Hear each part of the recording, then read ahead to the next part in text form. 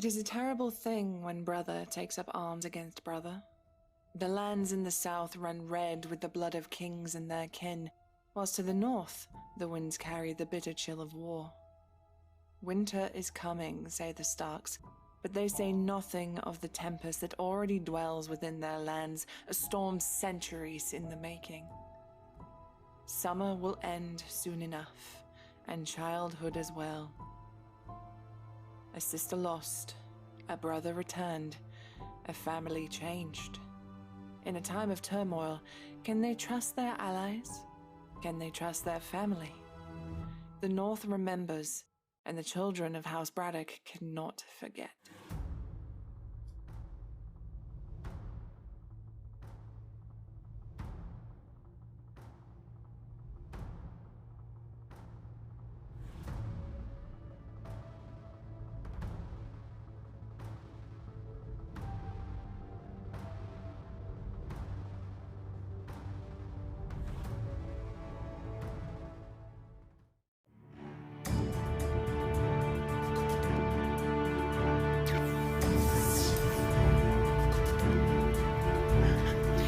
Hello everybody and welcome to Encounter Roleplay, welcome to Monday, welcome to For the North, which is our Game of Thrones Song of Ice and Fire game campaign powered by Green Ronin Sword Chronicle system and the Song of Ice and Fire book, which is very good.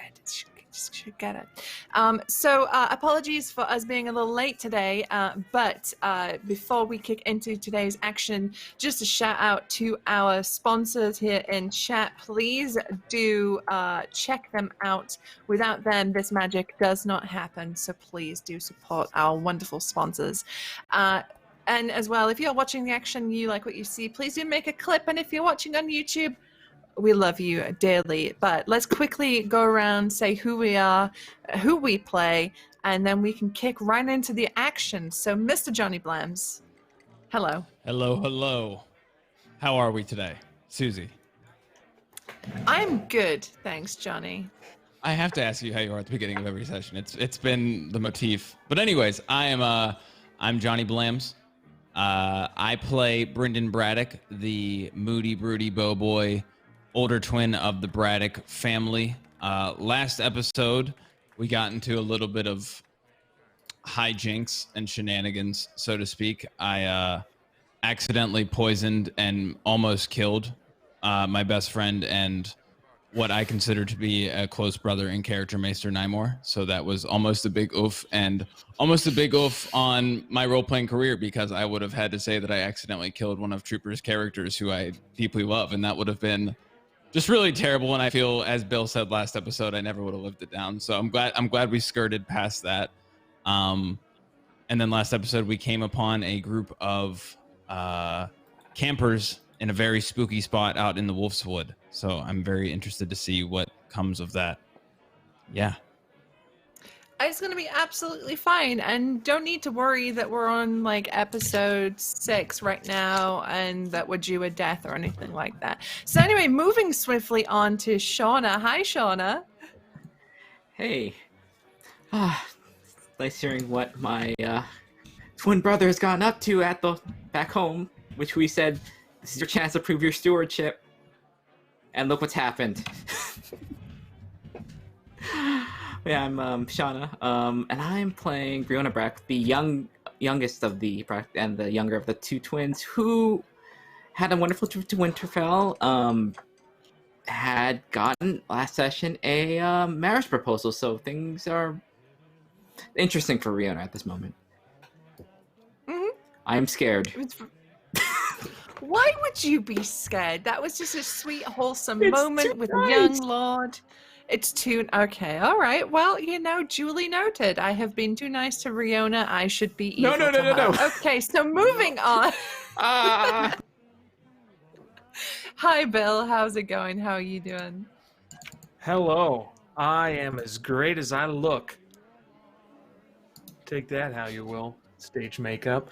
I'm my character, Lord Brollan Braddock's in a precarious position. He had, tried to use his brain for once, by using his body.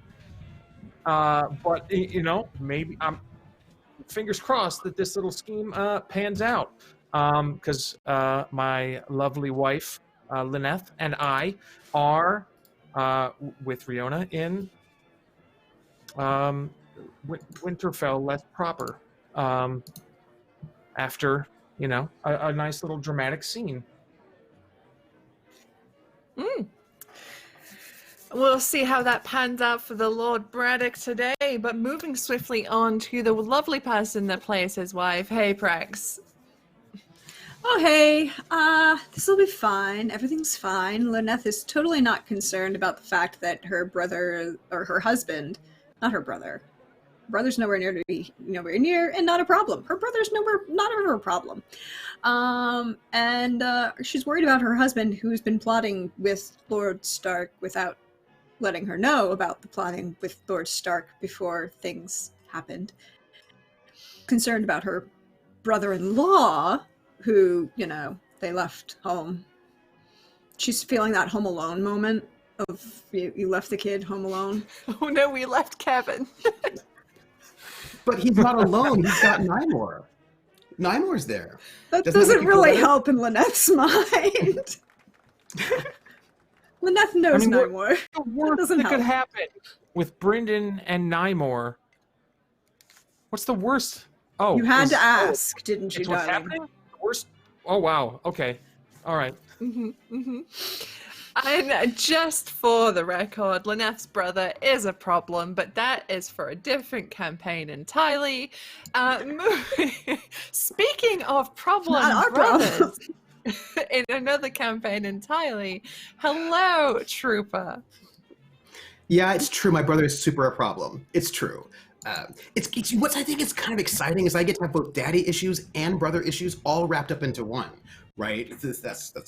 I'm Trooper SJP, and I am playing Maester Nymore. I'm currently in a coma, which is why I have brought popcorn. I'm very excited to see all of the drama that's going to happen, and I'm going to just eat up popcorn on mute and enjoy it. Last time it was a very mellow session for my character. I just got up, ran around, did archival research, which may or may not be a euphemism.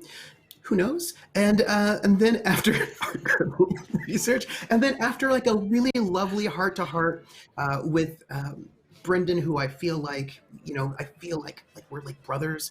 He tried to murder me. It was cool, and now I'm in a coma. And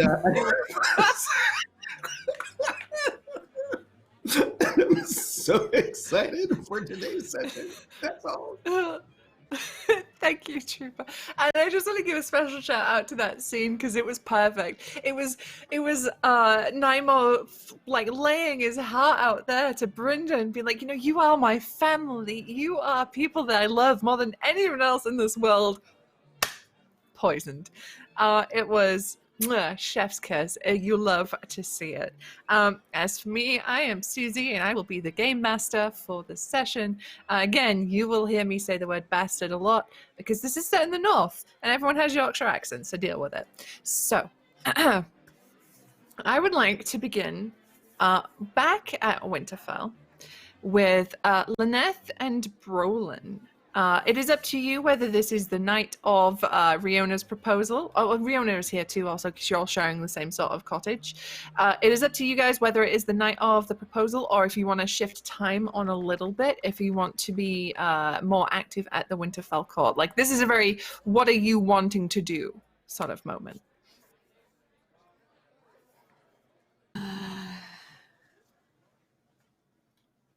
I mean, I think it depends. How big is the beef that Leona has with Brollan in regards to his actions? Lyneth or Riona? Because Lyneth. Leona is a character. Okay.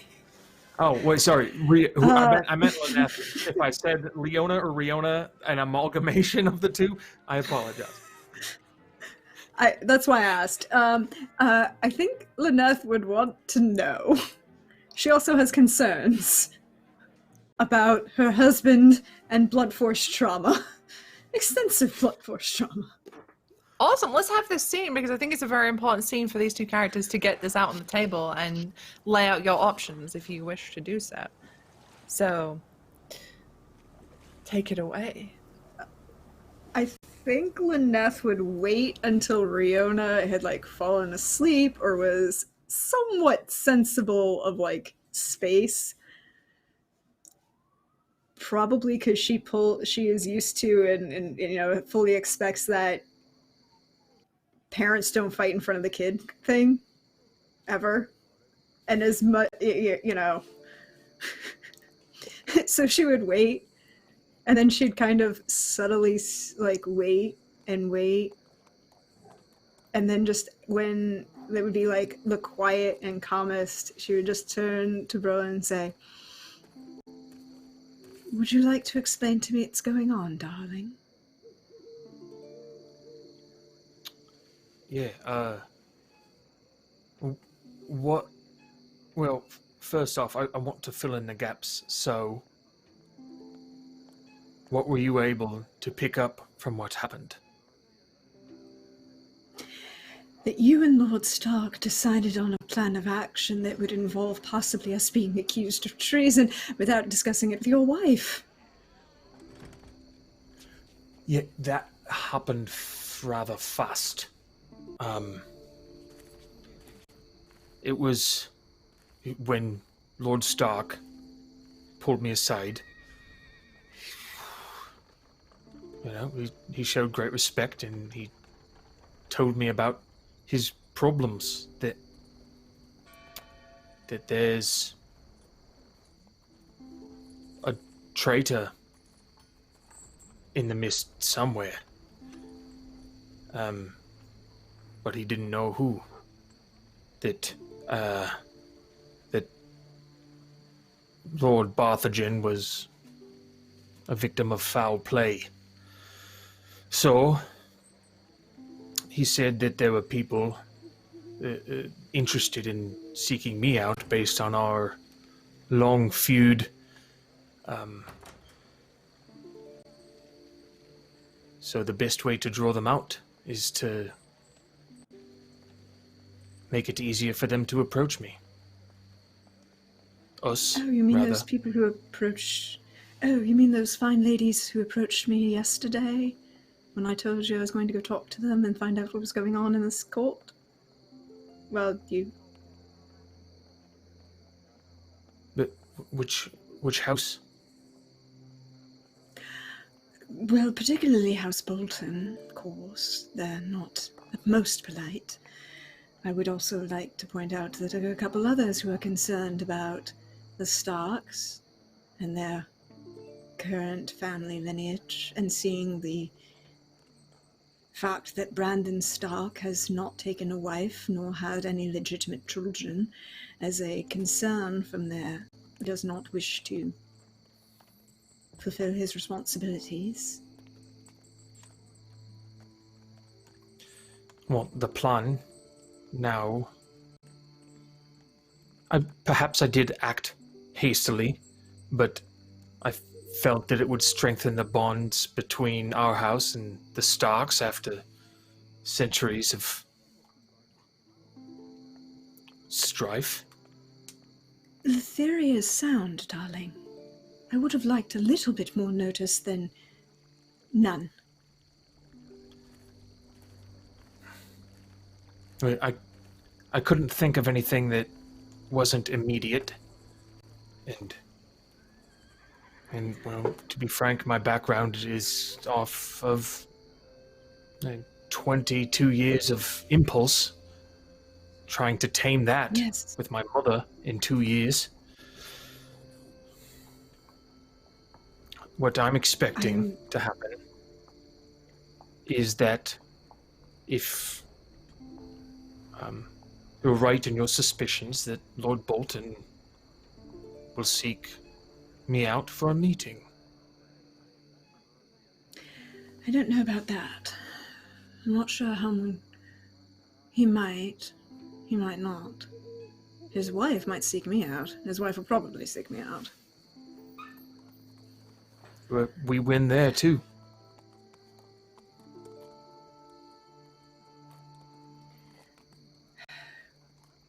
Darling, I don't object to the plan. I don't even object to you partaking of the plan.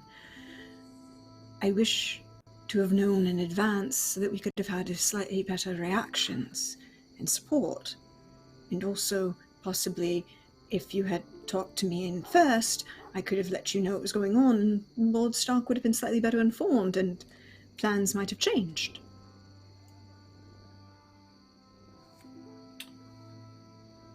Noted. I should have done that.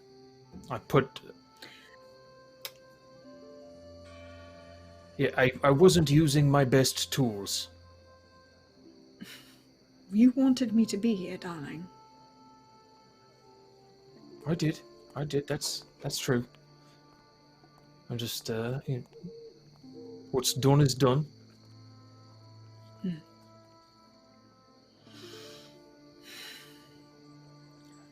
All right, it's done.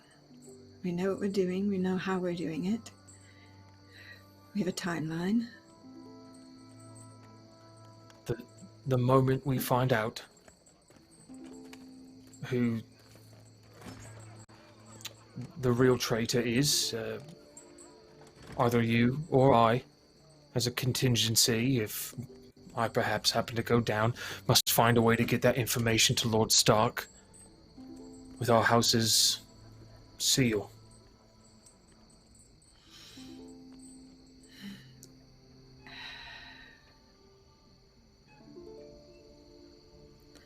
And Brollan would see a change come over Lyneth, and it's like she shifts her posture. Before she was kind of like resting on you, being nonchalant, very open, and you see her just fully lean back, perfect shoulders, perfect posture, and she turns to you and goes, Brollan, you are not dying before the birth of our child. If anyone tries to do such, I will stab them through the heart. Because I'm not having this baby by myself. You made a promise. You have to keep it. I fully intend to. And if that was the only thing I was trying to solve, it'd be a lot easier. But here we are thrown in this melee of a political situation. And I felt like doing Lord Stark a favor put us the least at risk.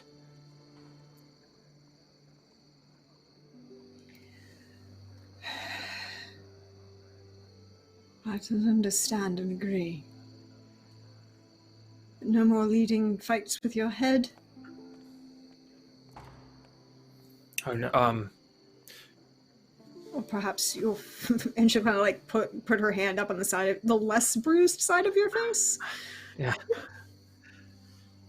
Well, I probably broke whatever this bone is right here, so I hope you're a sound sleeper, because I'll be snoring and gurgling. We can get that fixed. Nymor can fix that. Lord Stark also said he'd send a maester down to check out me wounds, so wait on that as well. Fair. But he's a warrior. I know how warriors think. He sees my value. I'm not cutting corners. I'm not extraordinarily deceptive. I love that And caveat that you put on that statement. He'll take a good, honest fight at his side before a slimy lord of another house.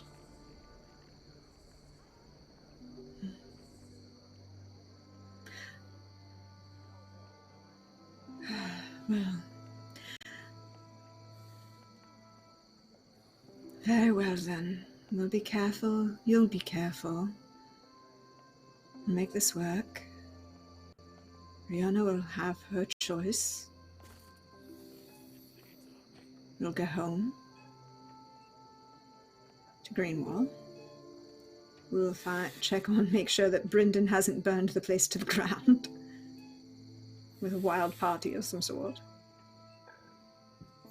Or, gotten a bunch of maids pregnant at an awkward time.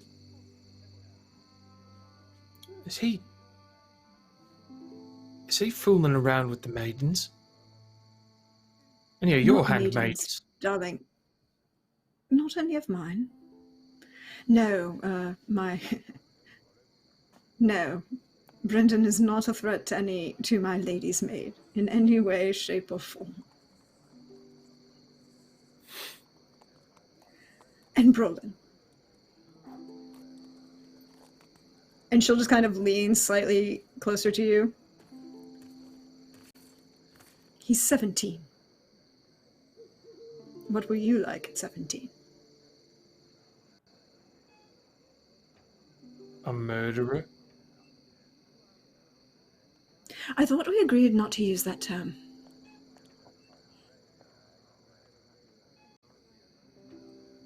Okay, what term would you like me to use?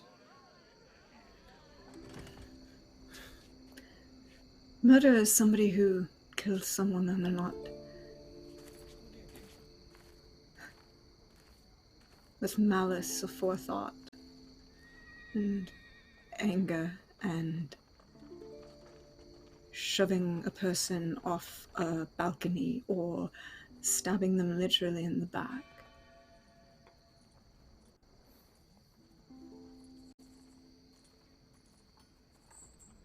You want me to say, warrior of the Seven Kingdoms? Don't stretch yourself to like that much, darling. We don't care Definitely about not the other tonight. six. No. I know knights. And they are shiny on the field of jousting. That doesn't mean that they actually keep those vows they promise.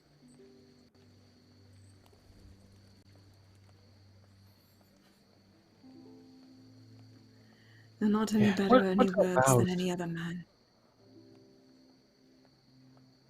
What are vows anyway? Promises.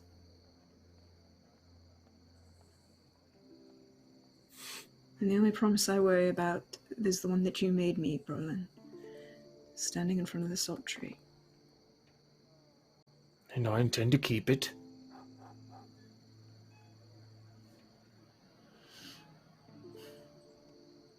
Then just keep being who you are, Brollan Braddock. A good man.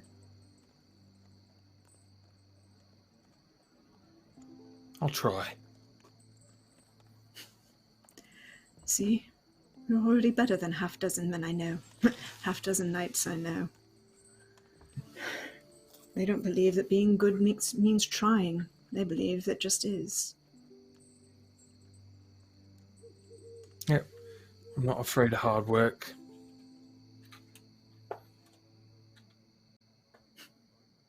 And then he'll crack a wry smile and then wink. She'll smile and lean up to give you a kiss, but at the same time just kind of gently brush the bruise on your face a little bit and be like, yeah, that's not happening until that's not happening until you can do that without flinching at all. I've got one good side. Yes, and I also see the giant bruise on your ribs.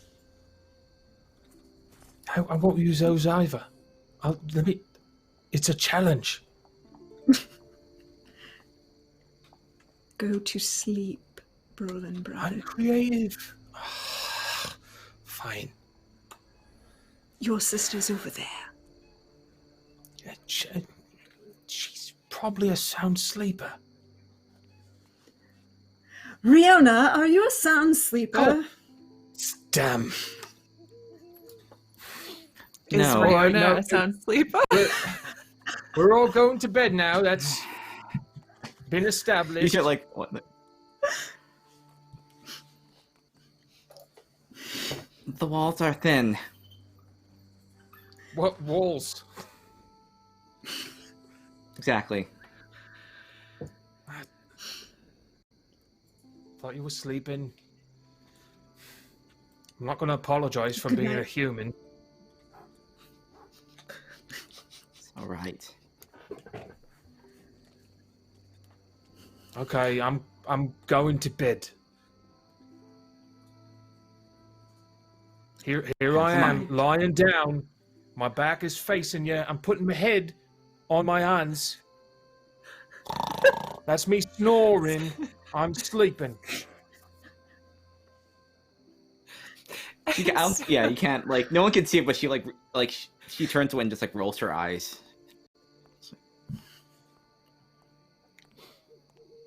Okay, and with that declaration and that extremely wholesome scene that just turned into whatever that was, we move forward in the day. It is the next day.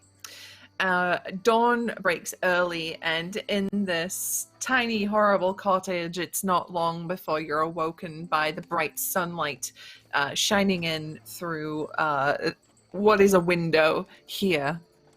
And you hear movement outside again, the arrival of horses.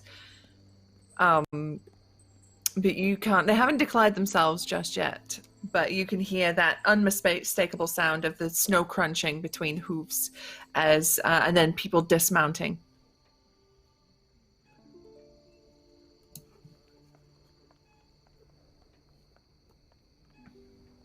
Oh, you're muted, Bill. Brollan's gonna kind of hurriedly make himself presentable, whatever that means. It could be plain clothes. It could be, because if this takes a while to get into, F that noise. Mm-hmm. Just thrown on, like, ye old pajama burlap sack, and grab his axe and kind of like wait at the door for like a knock and try to perceive what's happening through sound. Mm-hmm. Okay, you hear, as you sort of get yourself into position, you got your axe ready, you hear a soft knock at the door, and then quietly you hear, "My lord, it's Maester Garth. I've been sent from the Lord Stark." I heard more than one horse. Well, he also did dispatch a guard with me. I am a maester of the Citadel of it must be... There's animals and bandits and all sorts out here. I'll take that as a compliment. And then he'll open the door and just kind of peer out. Mm-hmm. You can see stood on the doorstep is an older gentleman. He's not quite elderly yet, but he's got the lines of age on his face.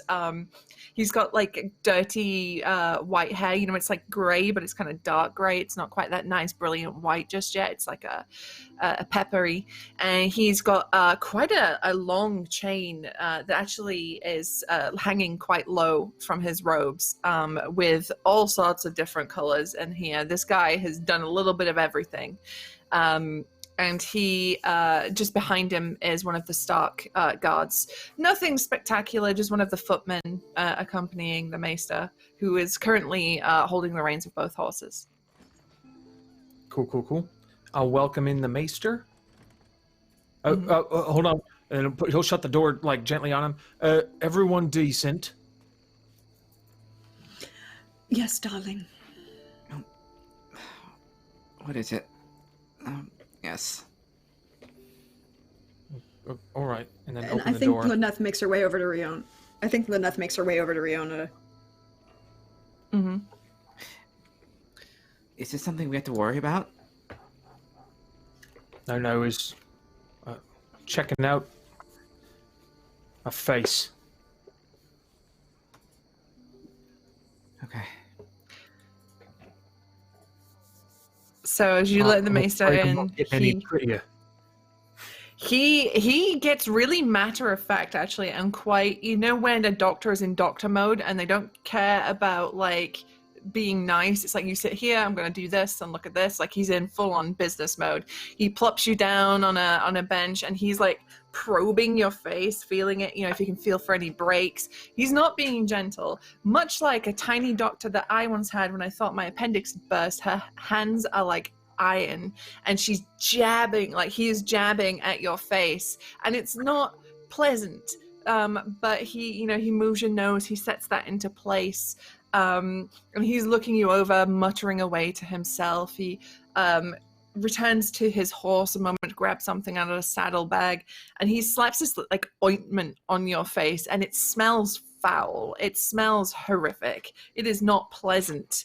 But he applies a thick coating across your face. Your nose is broken, quite clearly broken.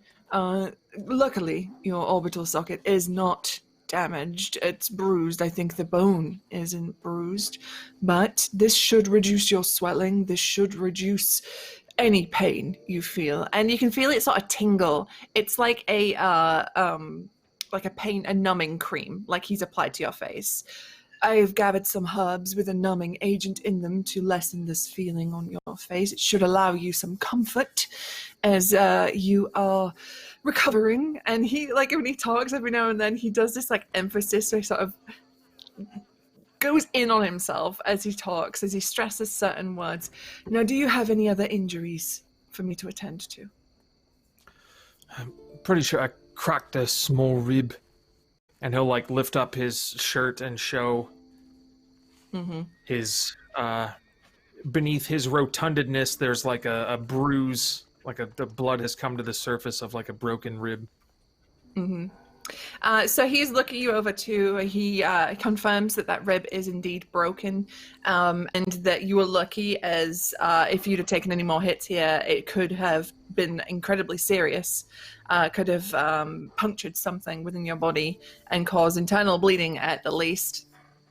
And he applies more of this numbing cream. He orders you to basically rest and recuperate. He says, he's no more strenuous activity, no more training, and I'm going to have to ask you to refrain from sex for the next at least 4 weeks. Well, I can't do that. Then you will die. Oh shit. Do it at your own risk, then. But no, you have been medically advised against it by a maester of the Citadel. This chain bears weight, sir. It might bear weight, but I feel like you lack creative thinking.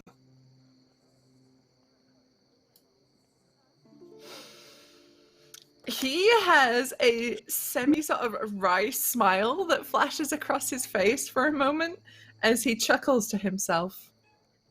He says, I am just a maester, be it from me to dictate to a lord of the land what he does with his spare time. And he pauses as if he's going to say another thought.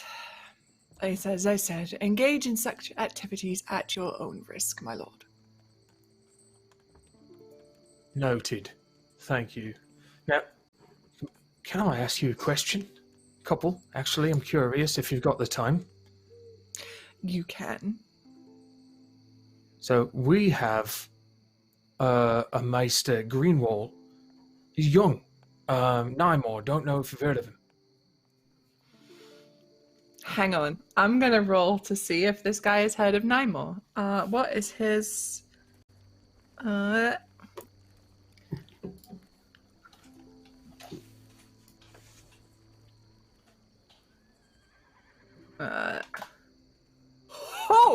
a 21. He says that I have heard of him. Martell boy, wasn't he? Yeah, I thought once you're Maester, you forego any sort of family affiliation, right? Yes. And he What just was gives that you like for? the most blank look. Some names are hard to scrub from ourselves, my lord. yours a hard scrubbing God, no, name? my mother was a whore and my father was a bastard. But All right, some mine can't be. names are indelible, in a way. They stay with us no matter how hard we try to pretend otherwise. And that's what indelible means, yes? Yes. Good. But anyways, Nymor's been great. I don't know if he wanted to come to Greenwall or if someone bid him go as punishment, but he's done a good job. Very smart. Young. Smart. Hey, whenever, let's say accidents happen, let's say someone falls from the keep and we have to, do what we do with the body before we send them on their way, if you will. Like checks out for wounds and things, and sometimes perhaps they tell a story. Yes. Do you do that in Winterfell? I do not tell stories. That is the purview of the mummers. Yeah. What but, my but lord you husband listen is to trying to ask, Master,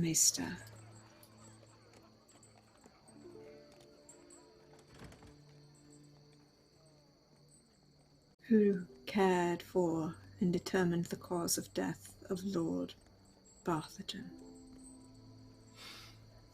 Ah, I see. He takes a moment as he starts setting away his equipment into a leather bag that he has with him.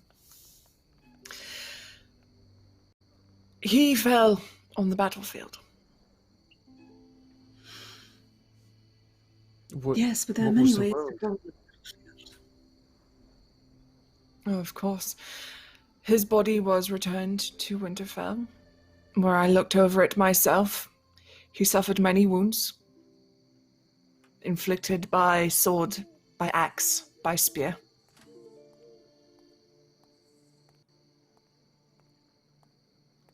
I do not wish to give you the gory details, my lady.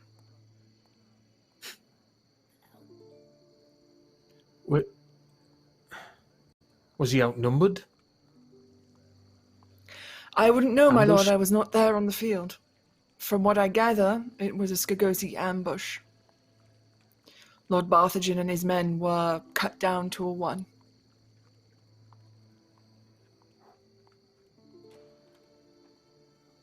It's a shame. A tragedy.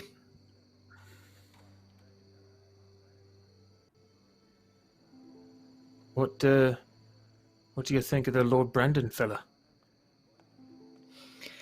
He's young, he's foolish, he was not raised to be a lord, but he does have some capabilities. He's doing a fine job. And by young, Lord Brynden is in his 30s. He's not a young man by any standards. And Brollan be like, well, that must make me a wee baby. And the maester smiles to himself. You all are. All of you. Do maesters have specialties? Of course. What's your specialty? The healing arts. Oh, how, as they say, fortuitous, huh? All right, I'm learning. There you go. I specialize in maladies, injuries, anything that may incur illness or death upon a person. It is my study to prevent that, if it were. Oh, so he'll look over at Lyneth and Riona. So if someone was of a sickly nature, you might be able to determine a causality or a way to improve something? I may And, like, have a treatment for both an illness. parties, and like asking permission with his eyes, and then just saying that, and then continuing to look to see if it's like, oh fuck, And- did I fuck up? Fuck. Seeing how he's so like Brollan is so like shifty with the ladies too, the maester also says, I have experience with pregnancy and midwifery. I think Lyneth gets up, puts her hand on Brollan's shoulder, and she's like significantly shorter than he is. We've established that, just about to the height of his collarbone, and just kind of pats him. Is like, "Thank you, Maester. We do appreciate that. I have confirmed that I will be having a child in the near future. I do thank you for your expertise, but at the moment I have no concerns. If that changes, I would, of course, come to you at the nearest moment. It is good to know that you have such expertise. I know that there are others who are also concerned, and, well, you know how rumors are. Sometimes women don't necessarily trust their maesters with everything. Of course, of course. And you can rest assured that anything told to me remains in the utmost confidence. Thank you, Maester. I'm very happy to hear that. Of course. I Is there do anything have- else? I do have a small favor to ask, if you would have a moment. I have a small letter I'd like to send to my brother-in-law back at Greenroll Keep. Could we send it through your ravens? Of course, of course. Thank you. Just one moment. And she will literally turn and take a brief moment to roll up another scroll that's different than the one she had sent before, and seal it to send it off to Brynden today. Okay. All right. And the maester takes it from you. He like encloses it straight in his hand. He doesn't even look at it to see if it's sealed. He's like, I'm just going to take this and I'm not paying any special attention to it. He's not being sus is what I'm trying to get across. Yes, Bill. Brollan, while that's happening, would want to go over to Riona. I didn't mean to assume anything about you. I just thought while he's here, it wouldn't hurt to ask a couple questions. When you said when Brollan said the sickly nature and all that, you could see Riona just bristle. And she says in the clip banner, I'm fine. You don't have to worry as much. I know you're my older brother, but I'm as healthy as I should be.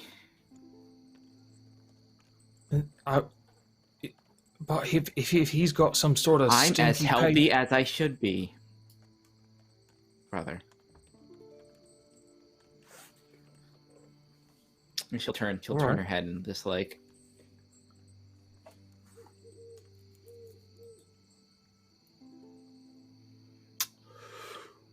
anyone know any songs you'd like to sing? Now would be a good time to.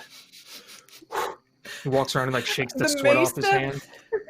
He tucks the parchment into a little pouch he has on his belt, and he pulls up the collar of his robe around his neck. He says, well, if you'll excuse me, a chill just came across the room. I think I should make myself sparse. But is there anything else I can help you with before I leave? Is there anything I can do to make better decisions? He smiles. He looks at Lyneth and says, listen to your wife. Fuck, I knew you were going to say that. Okay. Thank you for your service. He nods. And as he turns to leave, He says, "Oh, one more message I was to deliver. The Lady Bolton would like to see you, Miss Braddock. Lady Braddock, not Miss Braddock. I don't know why I said that. I got stuck in Wild West mode. There is what happened. I would love, and she'll kind of like side eye, not even look at Brollan, but kind of like do a quick side eye to Riona, and then look at the maester and be like, well, I was going to go make my daily offerings for the safekeeping of our family at the Godswood. Do you know where she might be? The Lady Bolton is a pious woman, no doubt. She will too be in the Godswood. Thank you for your assistance, Maester. I appreciate everything that you do for us. He nods slowly one more time before he makes his exit from the cottage, leaving the three of you there. Brollan's gonna turn around and say, "Ah, fuck me, I'm sorry. I had good intentions. I really did, but I fucked. I shouldn't have done that. I apologize." No, it is fine. You had the right intentions. I just don't want some maester from Winterfell prodding at me. And what happens if they figure out that I'm not well, or haven't been well? Have enough problems with the rumors as it is with Flint. Well, fuck the Flints. I think, we as a house did a good job of mopping the floor with their faces. That was... Yes, and what do you suppose That happens was for you. when they keep talking? I'll continue to shut them up.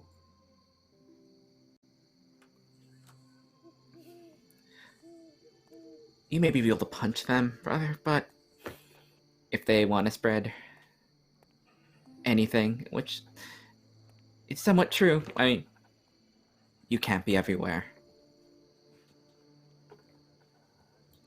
I looked at Lyneth and then looked back at Riona. But I can try.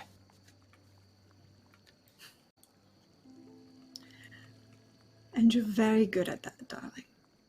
But sometimes there are some problems that won't be able to be dealt with by you driving their head into the floor. As much as it was entertaining for both Riona and I, and not at all stressful and upsetting to watch. Well, But now you've established things. It's the start of a glorious reputation. That's what it is.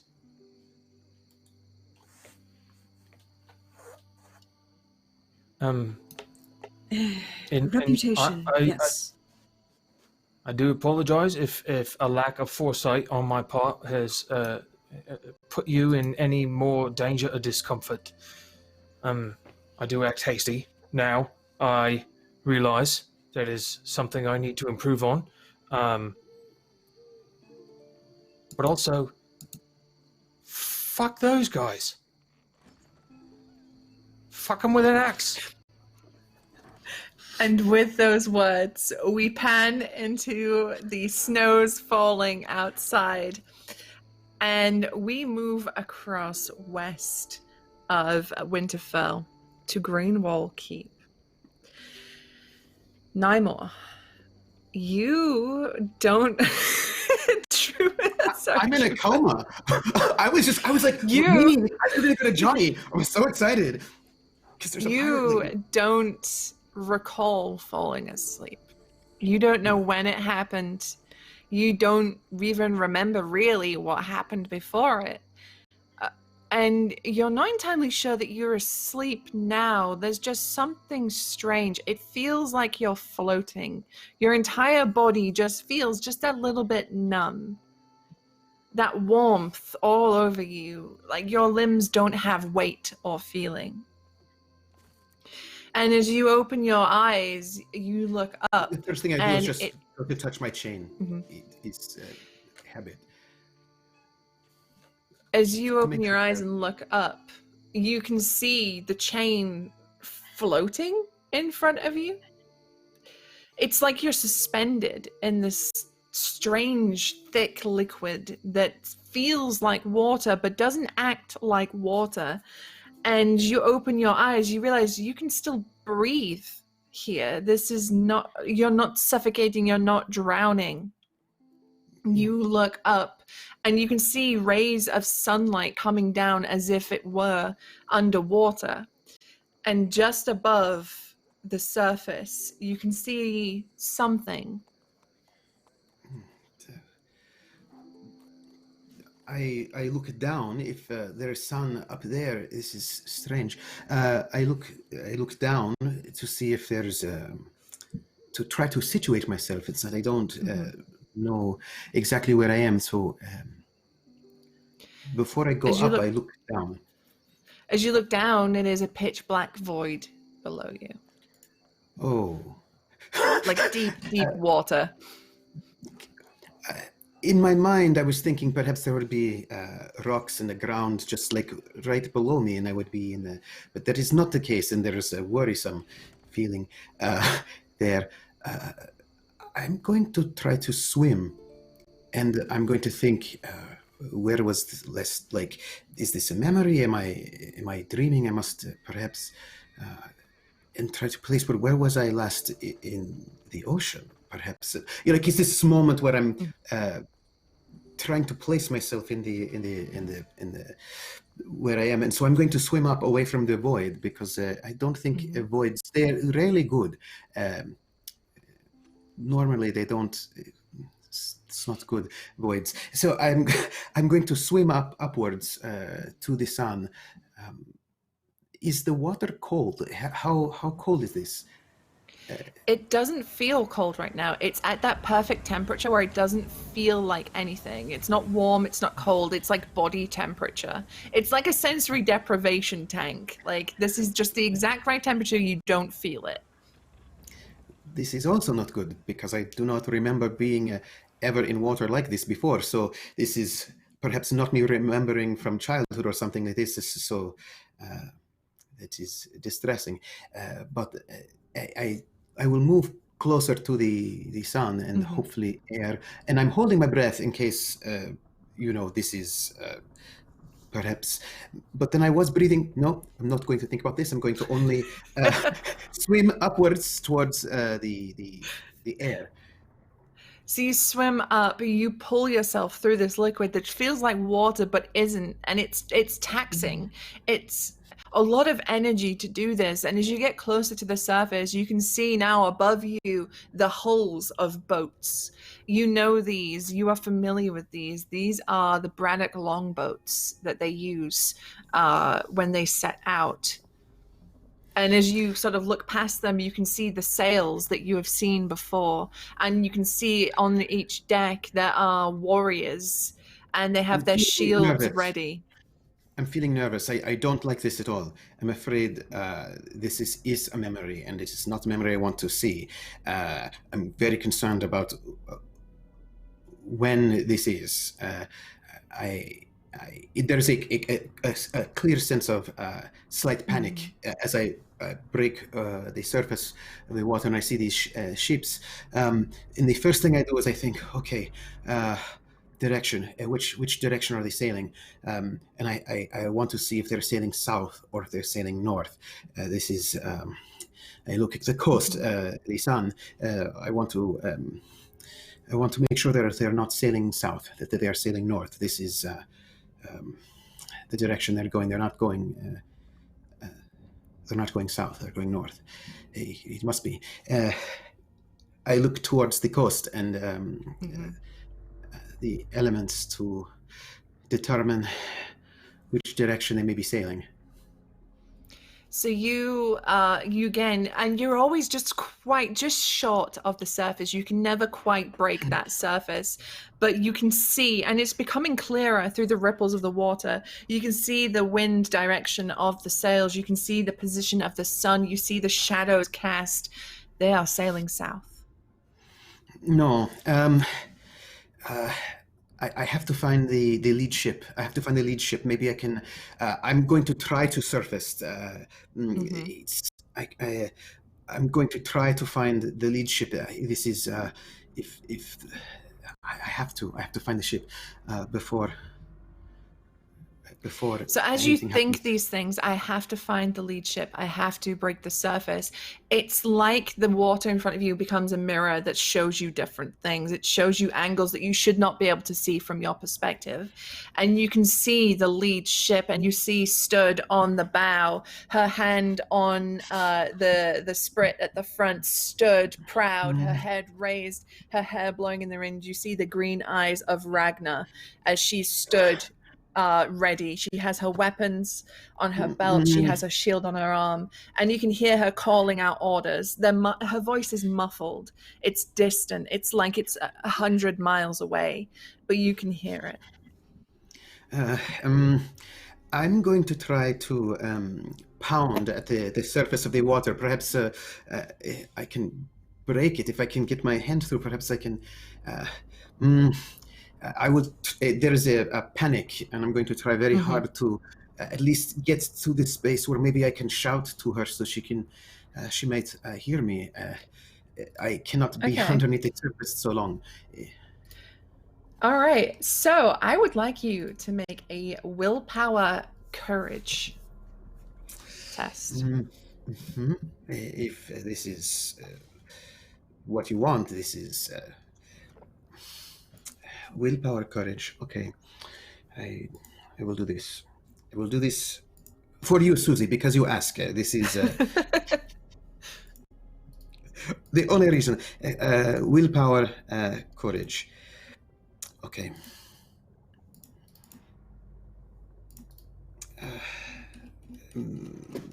12. 12. Okay. So you fight and you fight. You have to break the surface. You have to get to her. You have to alert her. You have to save her. As you fight and fight, you feel like you break the surface before your hand is pulled back deep down again. Just this fluid just keeping you within. You break again, clawing a hand out, and you cannot make any meaningful progress. But as your hands break the surface, her head turns to look at the water. I do not care what this will mean for me, but I will shout as loud as I can. I will shout through this, whatever this is. Ragnar! I hope. And as you call her name, she looks back again at the water. Her eyes, she's got that look of confusion on her face. And as she's looking away for a moment, confused at the water, you see an arrow hit her in the shoulder. And she falls back before she pulls herself back up. And you see that steely look on her face as she snaps the shaft and throws it. And now she's ordering her men, and you can see they are too pulling bows to counterattack. And she has her shield up as best she can, though you can see she's bleeding from the shoulder. I am going to swim to this boat, and I will swim as hard as I can to get closer. And perhaps if I can get to the hull of the boat, I can climb up this hole. I don't know how I might do this, but she cannot.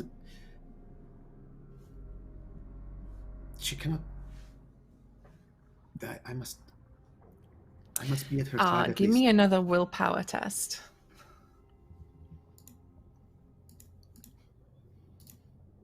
14. 14. Okay, so this time you fight and you fight. This is Ragnar. She's hurt. she is going to die and you have to stop it. And you manage to pull your upper half up out of this water, even though everything is pulling you back down. You grab the hull, you manage to pull yourself up onto the hull. No one around seems to notice or see you, and you can see at this point that her boat has now been boarded and she is fighting hand to hand. She has her axe and she is giving it some. She's cutting down men left and right as she is fighting, but you can see that left shoulder is dropping. She is not as strong as she was, and you can see that sweat on her brow, that grit to her teeth. You can see how exhausted she is. And as you're pulling yourself up out, you can see an Iron Islander just slash at her leg, and she drops to one knee. As she gets back up and she kills the Iron Islander with one fell swoop, but now she is wobbling, she is exhausted, and the men around her are beginning to falter. Her men are starting to drop, and there are only a few of them left.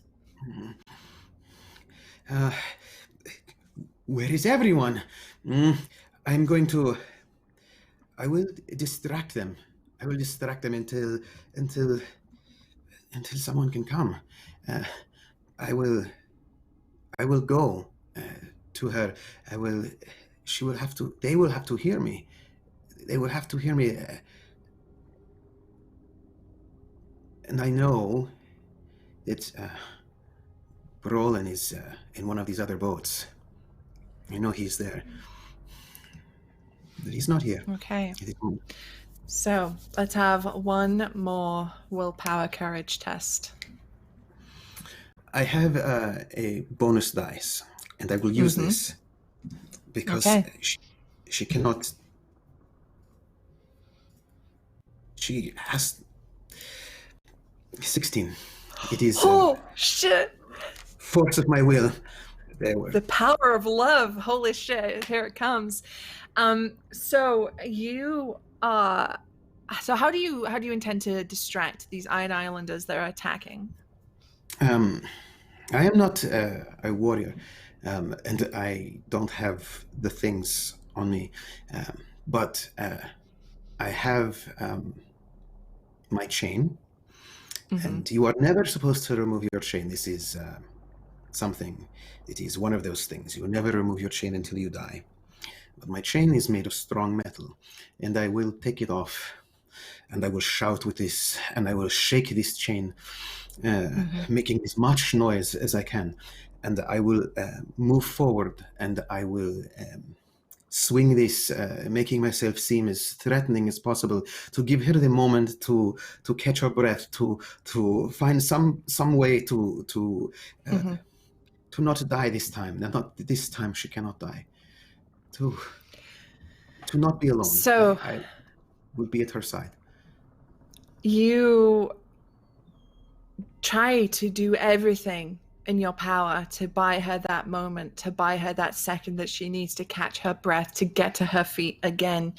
And it seems like you do so. The Islanders that have boarded her boat kind of hold off for a second as they almost surround her. She's at this point like a wounded lioness, right? Cornered, as she is ready. She is fighting. She's not going to surrender nor give in easily. And they hold off for a second as you make this sound, as you make this, almost spooked by something they don't quite comprehend. And she gets to her feet. She's breathing heavily. She's bleeding in places where she's been hit. But every ounce of her is in survival, is in fighting, is in fierce. And you can see that in her eyes. She has that fierce quality in it that she has always had. But now you can see what truly that look meant her whole life. But she fights. And she fights the advancing men. She holds off. She kills a couple of them. Unfortunately, as she moves to parry one with her axe, a blade pierces her back to the side, and it comes out of her stomach. And she looks down at it for a moment in confusion as it's pulled out, and she screams as she pulls the axe back and just tries with her last breaths to kill more men, to take them out, to rescue, save her brother. As again, more blades just pierce her and she drops to her knees and sways, that look on her face of a woman who knows she's about to die. And her eyes meet yours. And again, she has that look on her face. And you hear it as if she was next to you. She whispers, Nymor. I try to take her hands. I try. I don't. As she collapses, it's like she falls into your lap as you try and support her. And her hand, she's holding it up, your hand onto her chest. As she looks at you, her eyes fading. And she whispers, oh, I'm sorry. No, I'm sorry. I'm so sorry. You are always my heart. You are my sea. You are the tides that drive every part of me. I don't know what I will do without you. And the light fades from her eyes as she dies. That last breath lingers. And you hear, echoing in your mind, from a different time, before she was due to set out on her voyage, she said to you in a cheerful tone, don't look so bloody miserable. I'll see you soon. There is something I must do this moment. I have to make sure that Brynden does not see this. He stowed away on the boat. He was not supposed to come, and he cannot see. I look back towards the hold. I am hoping he's not looking and did not see what happened to his sister. At that moment, the boat seems to dissolve. Everything seems to dissolve, and it's just you and Ragnar's body again plunged into this darkness, into this deep, dark water.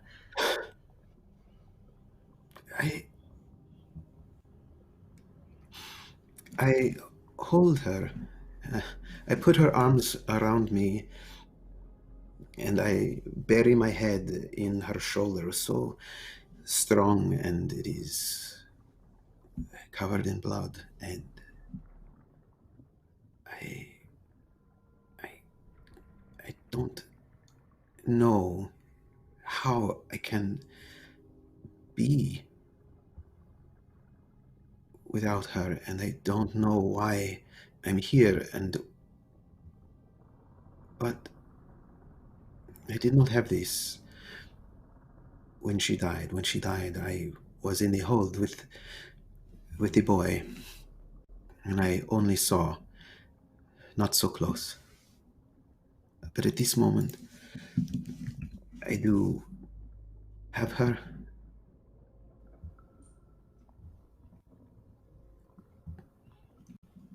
And I will have to pretend that this is fine when it happens. When I have to speak to Brynden, I have to do my duty, and I have to pretend like this does not hurt when, as much as it does, when I speak with all of them and support Riona and Brynden through this. But they cannot know at this moment.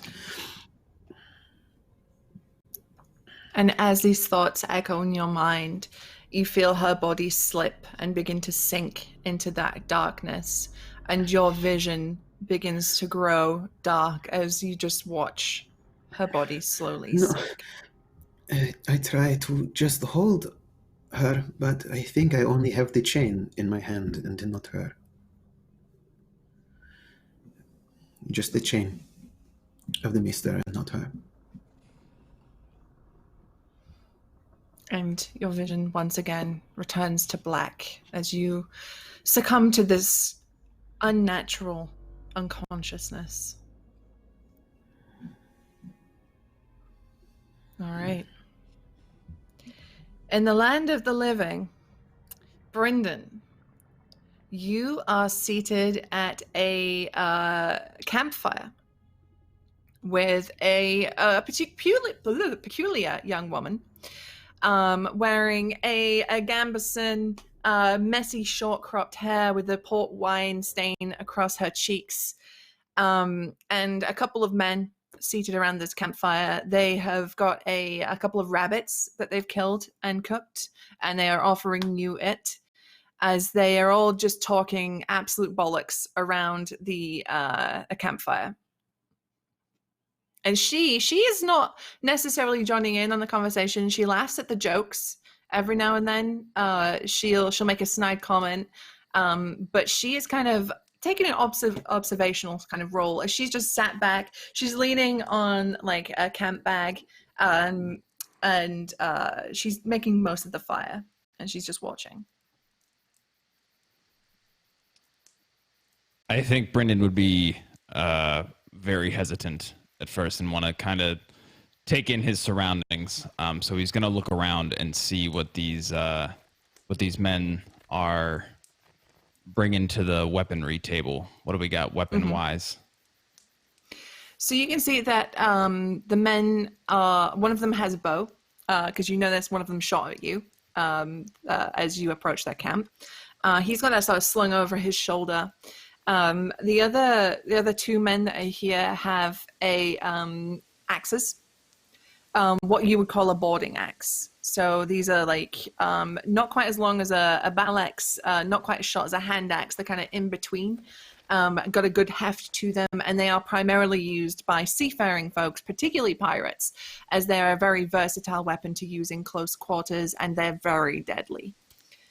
And they seem to be well-maintained weapons. Their clothing is not necessarily expensive, nor super fancy over the top. It's clearly good quality stuff, but it looks a little mismatched, as if it wasn't all bought as a set, as if they've got it from places here and there.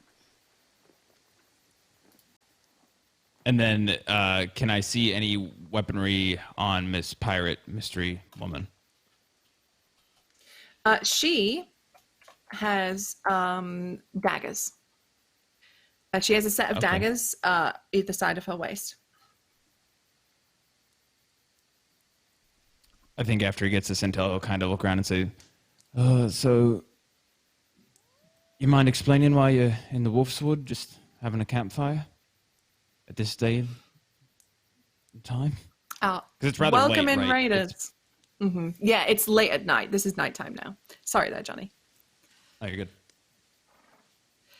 good. She looks across at you and she says, someone was looking for me. So I thought I'd come and pay him a visit. Who was looking for you? And she kind of like leans back and looks at you. It depends. Who are you?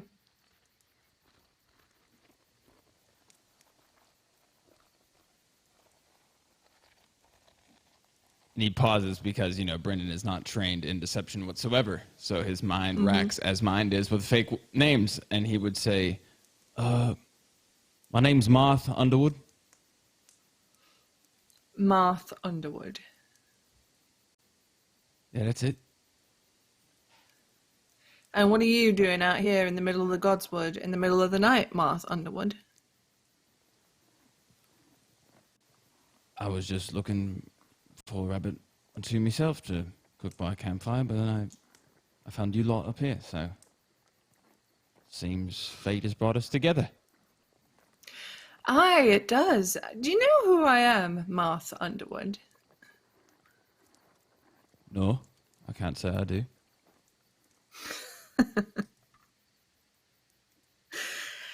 They call me Rose.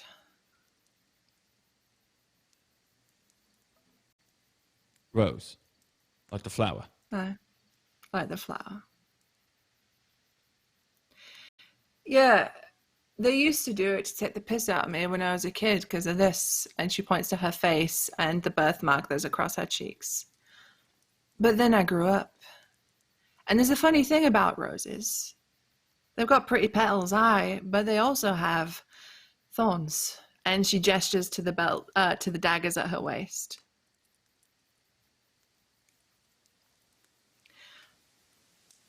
But that's not all who I am. Not just a pretty face. And she points to her face, which is not particularly attractive face. She's not ugly by any means, but she's not one of the great beauties of the age. She's no freaking Daenerys Targaryen. And she says, I travel a lot. I've been up and down the coasts with my brothers. And I know from my travels that you are full of shit, Marth Underwood. Who do you think I am? I don't know exactly who you are, but looking at you and your fancy little lordling clothing, you're much more than someone in the woods looking for a bit of rabbit.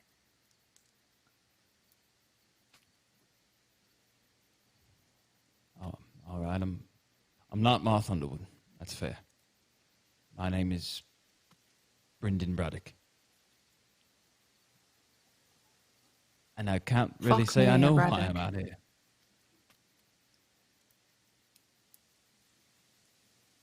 Huh. And I think as she says that, he keeps his eye on the other bow boy. Yeah. And waits just to see in this quiet moment of, am I about to be on this fire as well? Well, I don't know if they're candles, but yes. Yeah, she gets up from her sort of extreme lounge position, her big bisexual Satan energy, and she sort of gets up and comes around the fire and like leans down at you. And as you do so, you can note, you especially see from the light beneath her eyes are not as bright a green as the Braddock green, but there is some green in there. And she says, we might be cousins, you and I. Cousins? Mm. Well, who was your father? Or your mother? My father was Lord Halon Greyjoy. I meant to say Harlon, but I fucked that up. Harlon Greyjoy.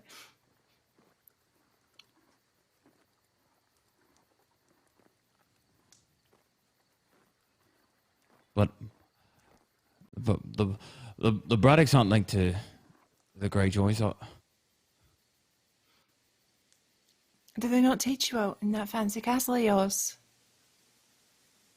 Teach Is me that not what? one of my ancestors that's all crystallized by your tree? Obviously, because Brynden is a buffoon. Uh-huh. Did our families not for generations send brothers and daughters to one another? I guess that's fair. My apologies, cousin. So who's looking for you then? Maybe we could help each other out, come to an agreement. I don't know. I heard tell that there was a maester out here looking for a rose. Yeah, Sticking there his is. nose in places. You know, you've got to be careful. Because he was probing with the wrong kind of people. He's lucky that I'm as nice as I am. Some people don't take too kindly to people poking around in their business. And I think she sees the cogs in Brynden's head turning. It's like, okay, do we tell this dangerous woman with possibly really fast hands and throwing knives about Maester Nymore, or do we keep it to ourselves?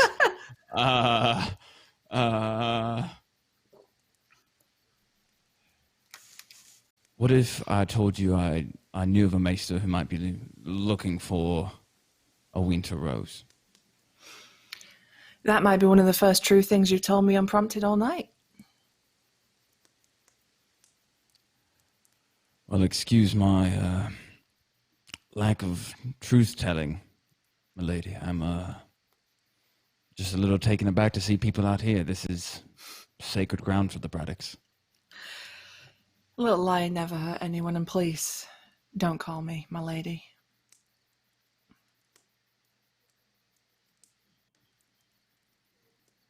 All right. So let's say I did know this maester, and I took you to him. What do you want to say to him? I want to know what the fuck he wants. It's a bit hard to loot and pillage when every fucking village you turn up at is expecting you. Because they've had a raven from a fucking maester that can't mind his own business. So you're a raider? And she just gives him like a shrug of like, duh.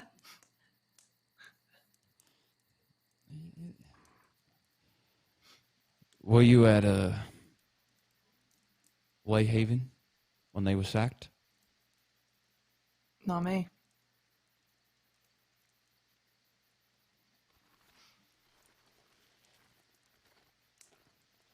Though, I might have heard a little bit about it.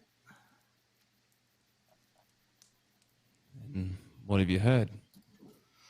I need to find my conversation with Bill real quick. I heard that it was a very good raid, a very successful one. I guess that depends on who you talk to, but sure. I mean, it wasn't successful for the people, Wayhaven, no. In fact, I think I heard most of them died. Probably did him a favour, to be honest, because fuck me. Living in a place like this. She's got like a real distasteful look about living in a country and not, you know, a roaming kind of lifestyle. I can't imagine anything worse than living in one place, staying there your whole life. Born there, live there, die there. Fuck. I like the north. I mean, yeah, it's cold, but there's plenty of room to explore. And what's so great about where you're from? It's because I'm not from one place. I travel. I see everyone. I see everything. I try everything. I experience everything. You ever been down to Dawn? No. I have. It's a sandy shithole for the most part, but the people are fun. So I've heard. How about this, Miss Rose? I'll take you to meet the maester. You tell me about the raid of Wayhaven. And as long as you don't cause any trouble, you can be guests of House Braddock for now. How does that sound?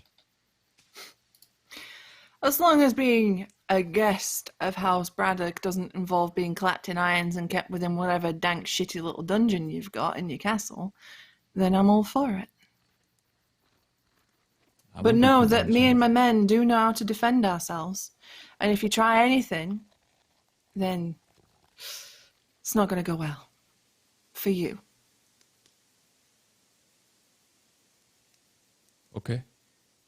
That's fair.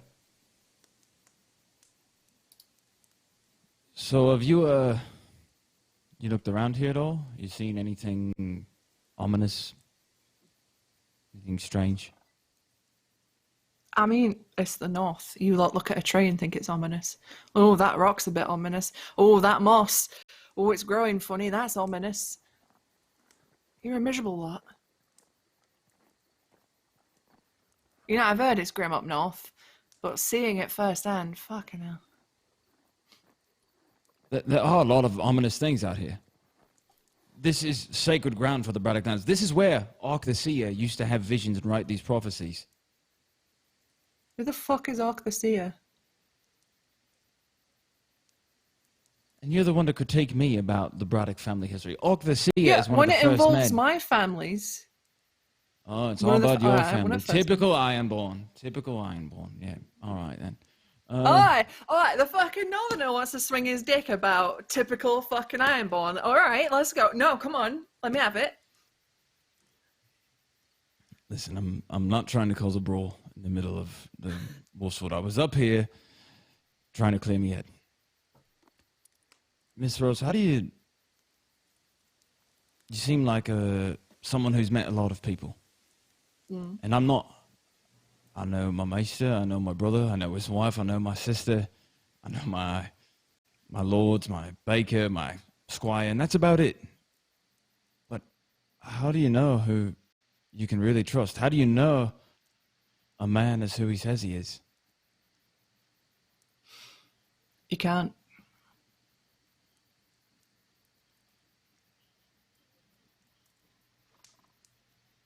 There's no way at all. No. I had someone, and she'd sailed with me for years. We grew close. Shared a fucking bunk with her.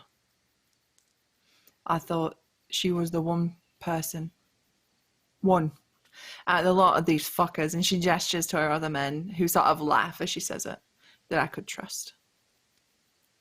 And we're on a raid one day.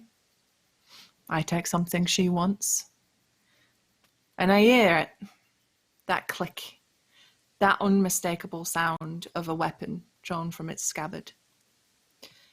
She was behind me, ready to take it from me. Pay the iron price, she said, for what she wanted. So I took my blades and I plunged them right into her heart, and I ripped it out.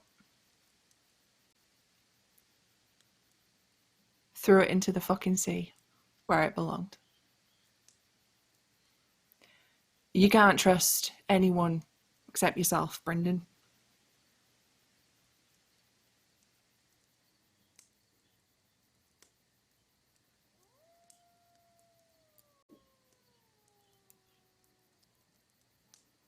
Oh, that's unfortunate. How'd you come to trust Right. these men? Well, I told them if they try anything, I'm gonna fucking murder them in their sleep, so it can keep them in line. Fair enough. It's that mutual understanding thing, you know? They try anything with me, I kill them. I try anything with them, they kill me. So we stay in that sort of limbo of not killing each other and working together to get what we need. I ain't stayed them wrong yet, have I, lads? I did get like a chunk and like, hey, a cheer from the three of them that are kind of getting a little bit toasty as they are enjoying the evening.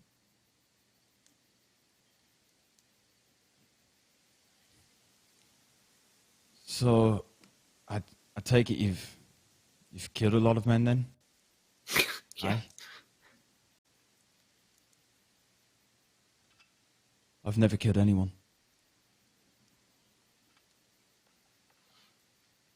So soft southerners for you. Northerners for you even.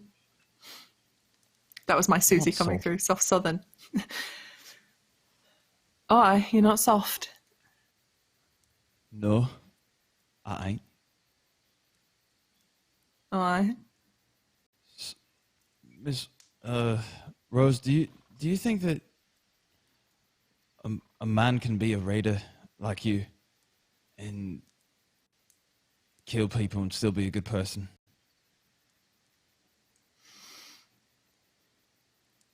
Depends. What was he killing him for? I mean, ultimately, at the end of the day, you are killing people no matter what justification you give yourself. But what was it for? I came here to find out.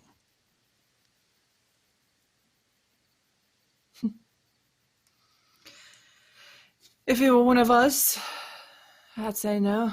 We're all fucking bastards. All of us. Even those that are true born, we're all bastards at heart. We don't think twice about coming up on a village, setting fire to it, killing anyone that would resist us.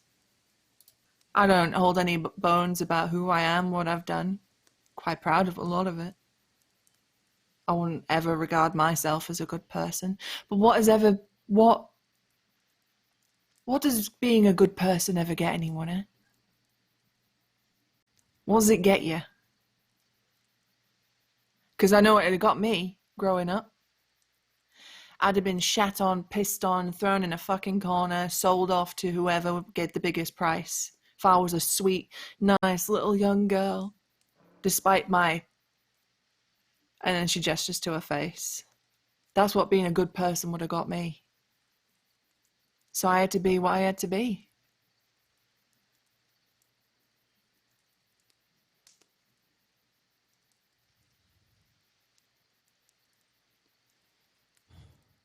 Well, I'm sorry to hear that. I think I'm not. being a good person matters. I mean, it's kindness is what makes the world go round, right? No? No. Fuck, have you ever gotten out of your castle, kid? Kindness means fuck all in this world. All that matters in this world is who's got the most money, who's got the biggest fucking sword, and who's the best fighter. That's all that matters. That's all. If you went up tomorrow to fucking Lord Stark. Hey up, Lord Stark, I'm a nice person. He'd be like, all right, that's nice. Fuck off onto the front. Go over there. There's a battle to be had. Would you say you're on the battlefield, yeah? You've been marched off to war by your lord. Oh, don't. I'm a good person. Honest. I don't want to hurt anyone. Tough fucking shit. There's an arrow in your face. It doesn't matter. Kindness is nice. It's a good little virtue for the stories. But in day-to-day life, it's just going to get you fucked over.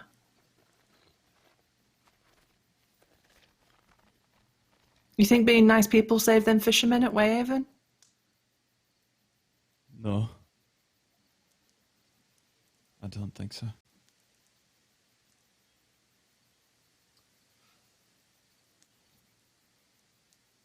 Well, I'm surprised to say this, but I'm glad I ran into you lot.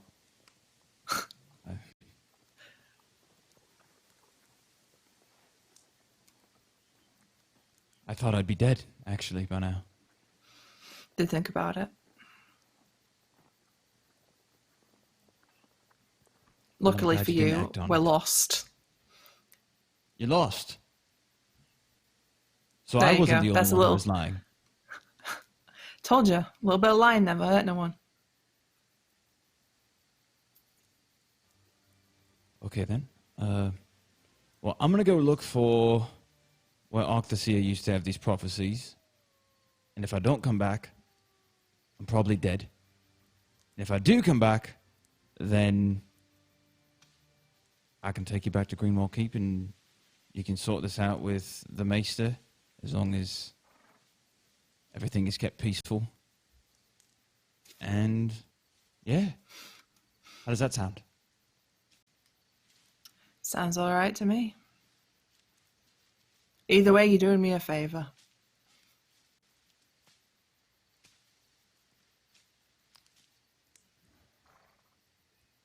All right. Sounds like a deal. And he starts to get up to make his way out into wherever the heck this creepy Octaseer place may be. Yeah. And just to drive home how rough she is, she like grabs the rabbit off the spit, like breaks it in half, you know, and she's just ripping bits off it. She's not ladylike as she's eating her rabbit in the evening. Okay, so you head off into the darkness to find the place where Orc had his prophecies. But we do not linger on this place. We pan back across east to Winterfell, where Riona, it is later in the day, and once again, Roland has snuck away from Winterfell to come visit with you. And it's like super Romeo and Juliet energy. Like he's like snuck up to your window and he's like, Riona.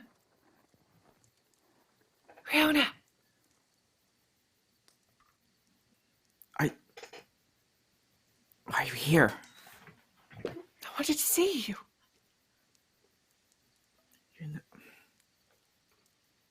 You know what we talked about. I know. But I spoke to my father.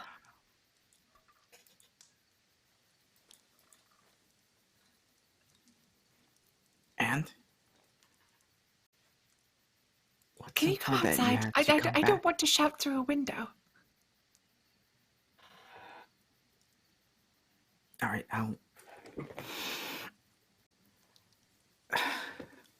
or why don't you come inside?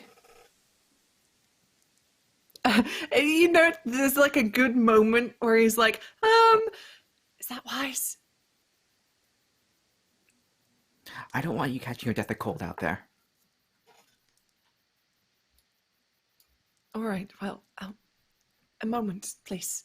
As he disappears, and then Brollan and Lyneth, you hear a very polite sounding knock at the door. Hold on, I'll get it. I'll grab his axe, trudge over to the door. Brother, brother, please, don't. It's you don't need that. You're gonna scare him. Scare who? You know, what's going on? She'll move past you and try and open the door before. Hey, who's out there? So Riona, are you opening the door as Brollan calls that? Yes. Okay. So Brollan, as you call that, you look past Riona, which is easy for you to do, being much taller than her, and you can see a very nervous-looking Roland Manderley stood on the front step of this cottage. He has his cloak pulled tight around his shoulders. The snow like just falling on his head as he kind of looks at Riona. He smiles. Big, wide, warm, goofily before he looks up at you, and his expression immediately like comes back to a more like socially appropriate look. Sorry for yelling. Just a little jumpy. I'll back up slowly.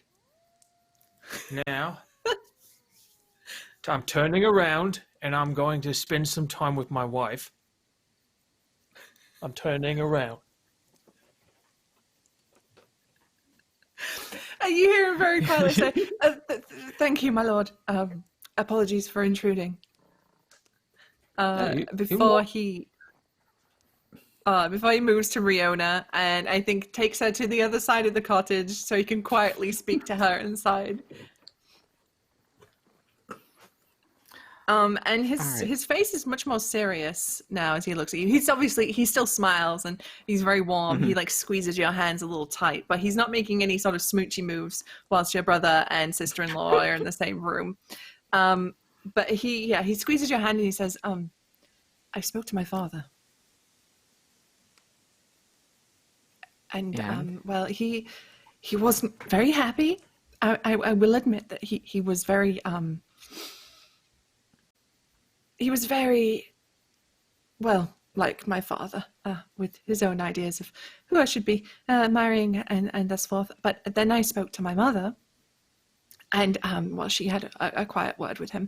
And well, in quiet word, I mean I heard them yelling at each other for a little bit of time. But she, I think, brought him around, and he is more amenable, I would say, to us getting married. There are degrees to amenable. What does that exactly mean? Well, he didn't say that I couldn't do it. But did he say you could? He said if that's what I really wanted, and to quote verbatim, if I wanted to degrade myself, I could do that. But when he said that, my mother did elbow him very hard in the ribs, and he did say sorry.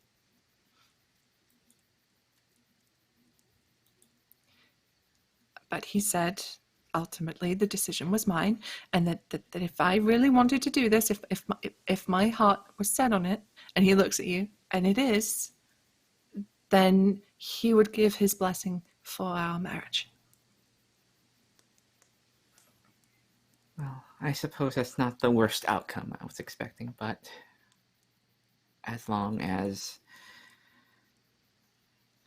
you aren't being disowned for it, I hate for anything to happen to you. No, quite the opposite, in fact. And then he takes your hands and he says, "My mother said that if we are to marry, then that means that she must get to know you, and that you cannot be kept here in this cottage, and that you must be guests of ours at Winterfell." Oh, that would. She says that no good daughter of hers, or future or otherwise, should live in such squalor.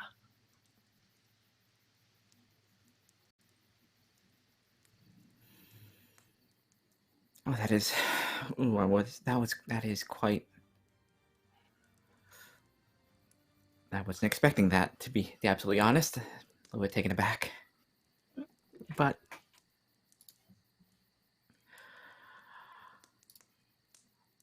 I suppose I must see if that's quite all right with Lord of our house.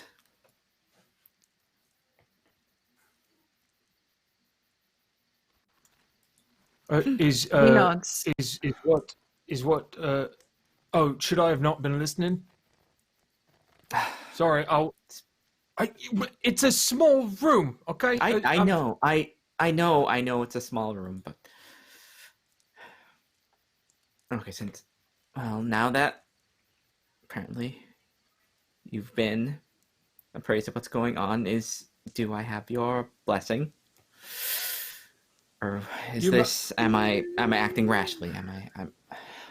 I do want to assure you, my lord, my wife. that Lady Riona will be properly chaperoned at all times, and she will be well looked after.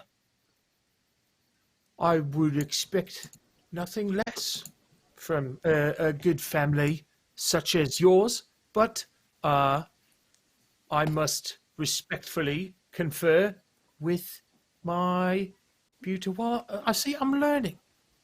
This is improvement. Step 1. All right. Feeling good. Got this. All right. Now we're going to. He looks around the room to try to find a suitable spot to talk about it. Everybody's in different corners of this small room. Lyneth will just kind of slide up to on Brollan's left side and kind of link her arms. Why don't we step outside for a moment, darling? Okay, let's step outside. And she kind of glances over her shoulder as they're walking out and meets Riona's eyes and kind of gives her that positive looking smile. Mm-hmm. It's okay. It's okay. This is the first return and most important that. lesson. The classic my big fat Greek wedding lesson, you know? The man would be the head of the household, but the woman is the neck that can turn the head any way she wants it. That lesson.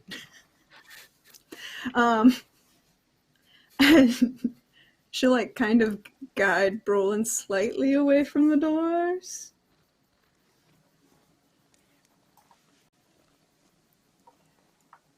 I think we have to say yes, but I think we have to warn Riona that there might be slight complications.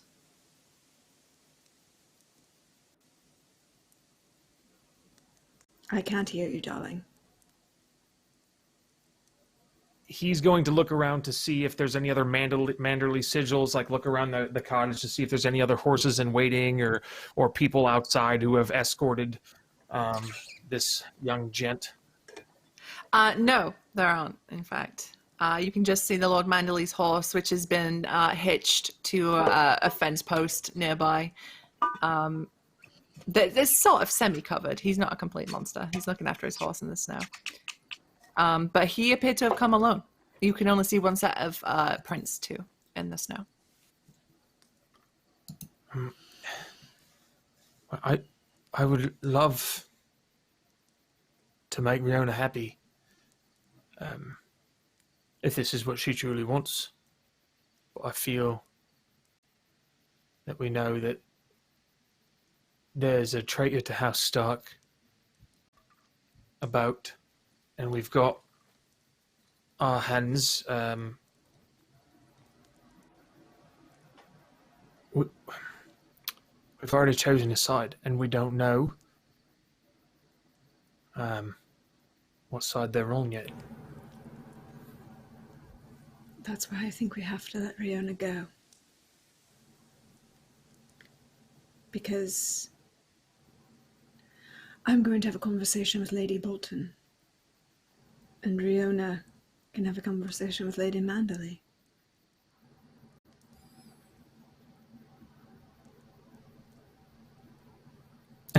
But if you don't trust it, then say no. Well, It would not be odd. No, but as far as the realm knows, we're traitors to the north. So it's perfectly within their rights to find one of our family and hold them hostage. Am I wrong? So then, no. Then we make a slight counter-offer. I feel like Riona should be present if we're counter-offering. Yes, but I think we might... Perhaps a small...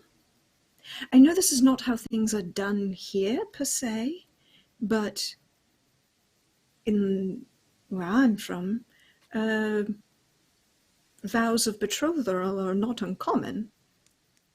It would not be considered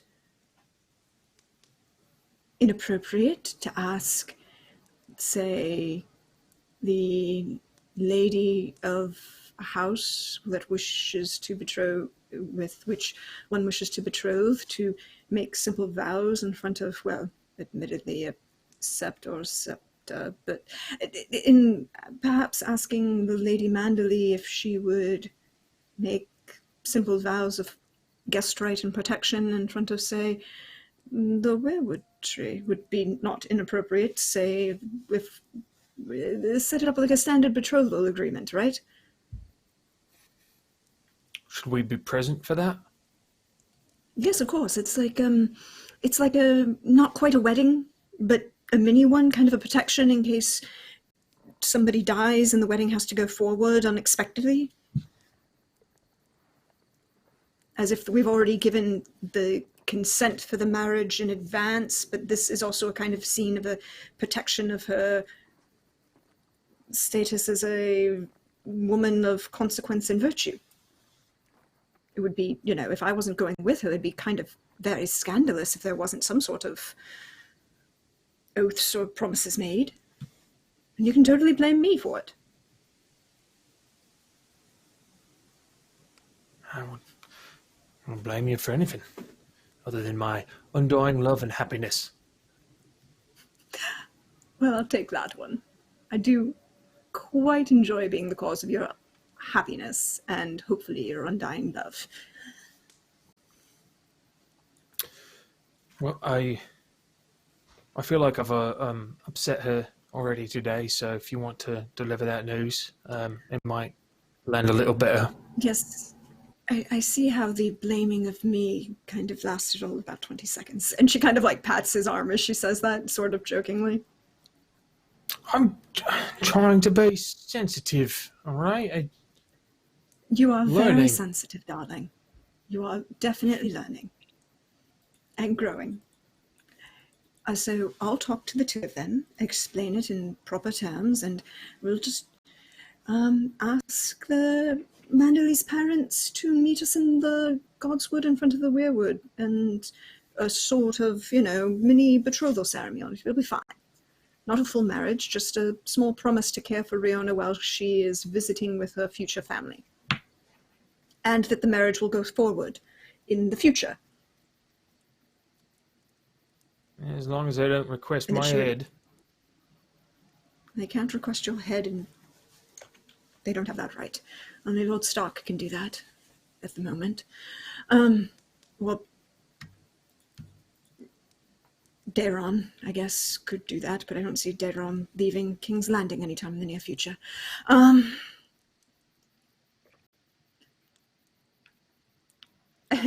she's just kind of like has that look on her face, like, and she would only do this with Brollan of like slight distaste at Daron. Sounds like a character. When she, he's the Targaryen king, darling. Character is probably the least term one could use for that household.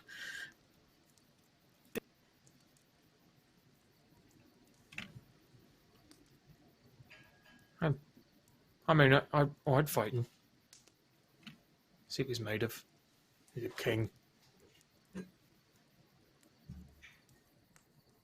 then there's this contemplative look going across her face where she's like doing that.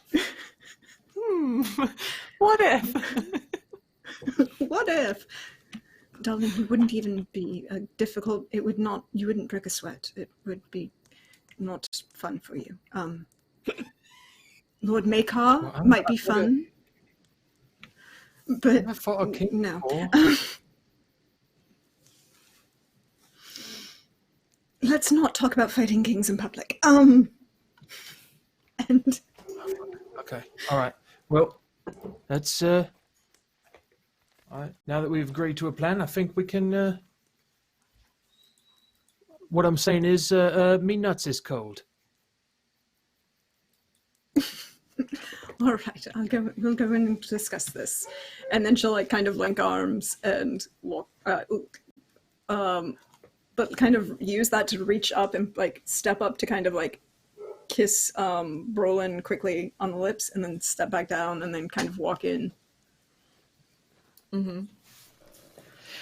So in the meantime, Roland has been really trying to sell you on this, Riona. He has been giving the whole like, Mother's arranged for a room for you. It's lovely. There's its own fireplace in there, and she said that she could certainly have the use of her lady's maid if you required it. Because I know, well, you were camping out in the courtyard of Winterfell, and I'm not sure about the retinue that you brought with you, but we certainly brought too many. I mean, it's too many. We get fussed over all the time, and and like the moment he notices too that Lyneth and Brollan are out of the room, he is like, he's all like leaning in close, like teenagers, right? He desperately wants to go in for the kiss, but he's too fucking awkward. So yes, what have you been up to in this time, Riona? I think she's trying to like, it'll be all right, because I think as she also senses that he is very, very nervous about this entire thing. She's just trying like hold his hand and trying to like, it'll be fine. I'm sure it will be comfortable and it will be pleasant. So I do not doubt that. So don't fret too much about it. Everything will be fine. Don't worry. And he smiles and he squeezes your hands and he says, if we can only stay together, everything will be all right. And he looks like he's going in for the kiss when the door opens and Lyneth and Brollan walk in, and he sort of like... we do that like the whole like, yeah, just like, yeah. I look over at Lyneth. Well, no, perhaps I could get used to the cold and kind of start to slowly back up out the door again. And she reaches her hand out and does like that mom arm thing and like grips his wrist. It's like, nope. You don't get to run away from this one. So, it looked like they were having a good time. Okay, well, yeah. They're not supposed to be having that good a time by themselves, darling. They're not married yet. Well, yeah, like 1 out of 10 people fucking actually cares about that. All right, I'm one of those 10. Few good Can I crowd. hear this?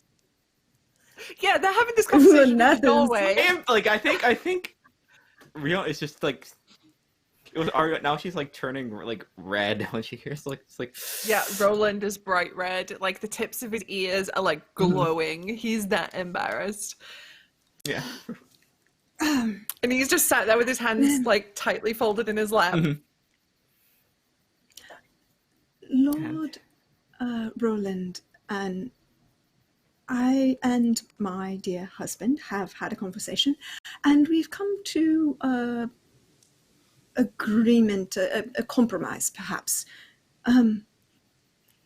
Would not do for us to leave Riona alone in your care without some sort of promise or such. We have yet to be even introduced to your parents, you do understand. And it would be decidedly inappropriate for Riona to just go off with such a charming, wonderful, and kind young man such as yourself without such And things charming. to be arranged. Blush again. He nods. So, where I'm from, there's a small tradition that I think would be appropriate for such an occasion. When a young lady is perhaps going to be engaged, there's a small betrothal ceremony in front of the gods to show the dedication of both parties and the security that might ensure that she would receive no ill comment if she were to reside with her future spouse's family for a period of time. Of course, my lady. And my mother thought that a lady of your caliber might suggest such a thing, and we are already prepared to have such a ceremony. Lord Stark said that we could use the godswood if we should wish. I look forward to having such a wonderful conversation with your mother. She is obviously a woman of refinement and great intelligence. Refinement. I shall tell her you said such things. She'll be most pleased to hear it. So then, we shall arrange perhaps tomorrow. We wouldn't want to have such things done rushed. Rush Not at all. ceremony, get bad ceremonies. Of course, and the old gods would know if we rush such a thing. So we must give them respect. And he looks across at Riona, and he smiles before he stands, and he says, "Well, then I should go and tell everyone, and we can get the ceremony prepared, and we can be ready." Oh, that sounds wonderful. We will see you soon. Soon then. And he looks back at Riona. He kind of like fucks up on protocol a little bit. Like he completely ignores the rest of you for a moment before he looks at Riona. He takes her hand and kisses her knuckles. It's a little bold for young Lord Manderley, but he's feeling himself. And he says to her quietly, "On the morrow, Lady Riona." On the morrow. Travel well. And he smiles, and he gives a very like respectful like bow, like nod of his head to both you, Lyneth, and Brollan, before he makes his exit from the cottage. I think she will breaking a little bit of protocol. She'll follow him outside, and then just give him like a deep kiss before he leaves. And with the smooch to end all smooches, we end our episode as the snows fall on this young couple in love, about to make their pledges to one another beyond in front of the godswood. I just want to give a huge shout out today to my cast here that stuck with us through this tech issues. Thank you all so much for sticking with us and letting us have this session, shortened though it was still an incredibly juicy one, and I cannot wait for next week. We've got some big stuff coming next week. We got conversations with maybe conspirators. We got vows in front of Godwood. We got maybe more coma dreams. Who knows? Who knows what's going to happen to Brynden alone in the woods with the rose. But that is it from us this week. Before we do say goodnight, we are going to go around and just say who we are and where you can find us on the internet. And I will ask my friends if they had a good time tonight. So Johnny, friend, hi. Did you have a good time? And where can we find you on the internet? Oh, I had a great time. It was so much. As I normally do, I take notes and I'll ran them off just really fast. I think what I like most about this show and this cast and playing with you, Susie, is that typically when you play D&D, or at least when you get really immersed into your character, you're really excited for your own scenes. You know, you're really pumped to see your characters arc go along and everything. But what I really like about this show and this cast is I'm almost equally, if not more excited to see what's happening with everyone else rather than myself, because I'm like, this is so great, and I just love every character, and I love this cast, and it's been awesome. Nymore stream sequence was so cool, and like just in my mind, like seeing the scene of when Ragnar says I'm sorry, like, oh, I could see it in my mind, and I got the chills, and I was like, oh, that's a quality just Kodak moment. Bill's just killing me with the phrases, and when I made Brynden, I originally thought he was the good guy, and I thought Bill was the bad guy. But now, like, as the story progresses, I'm like, I'm the dumb younger brother who's the bad guy, and it's amazing because Brynden believes he's the protagonist, so to speak. But yeah, I'm super stoked for next session, and I'm very not worried about this wedding because weddings go well in Westeros and everything, and I'm totally not worried about being alone in the woods with not all a that wedding going on. Not a wedding. Not a wedding.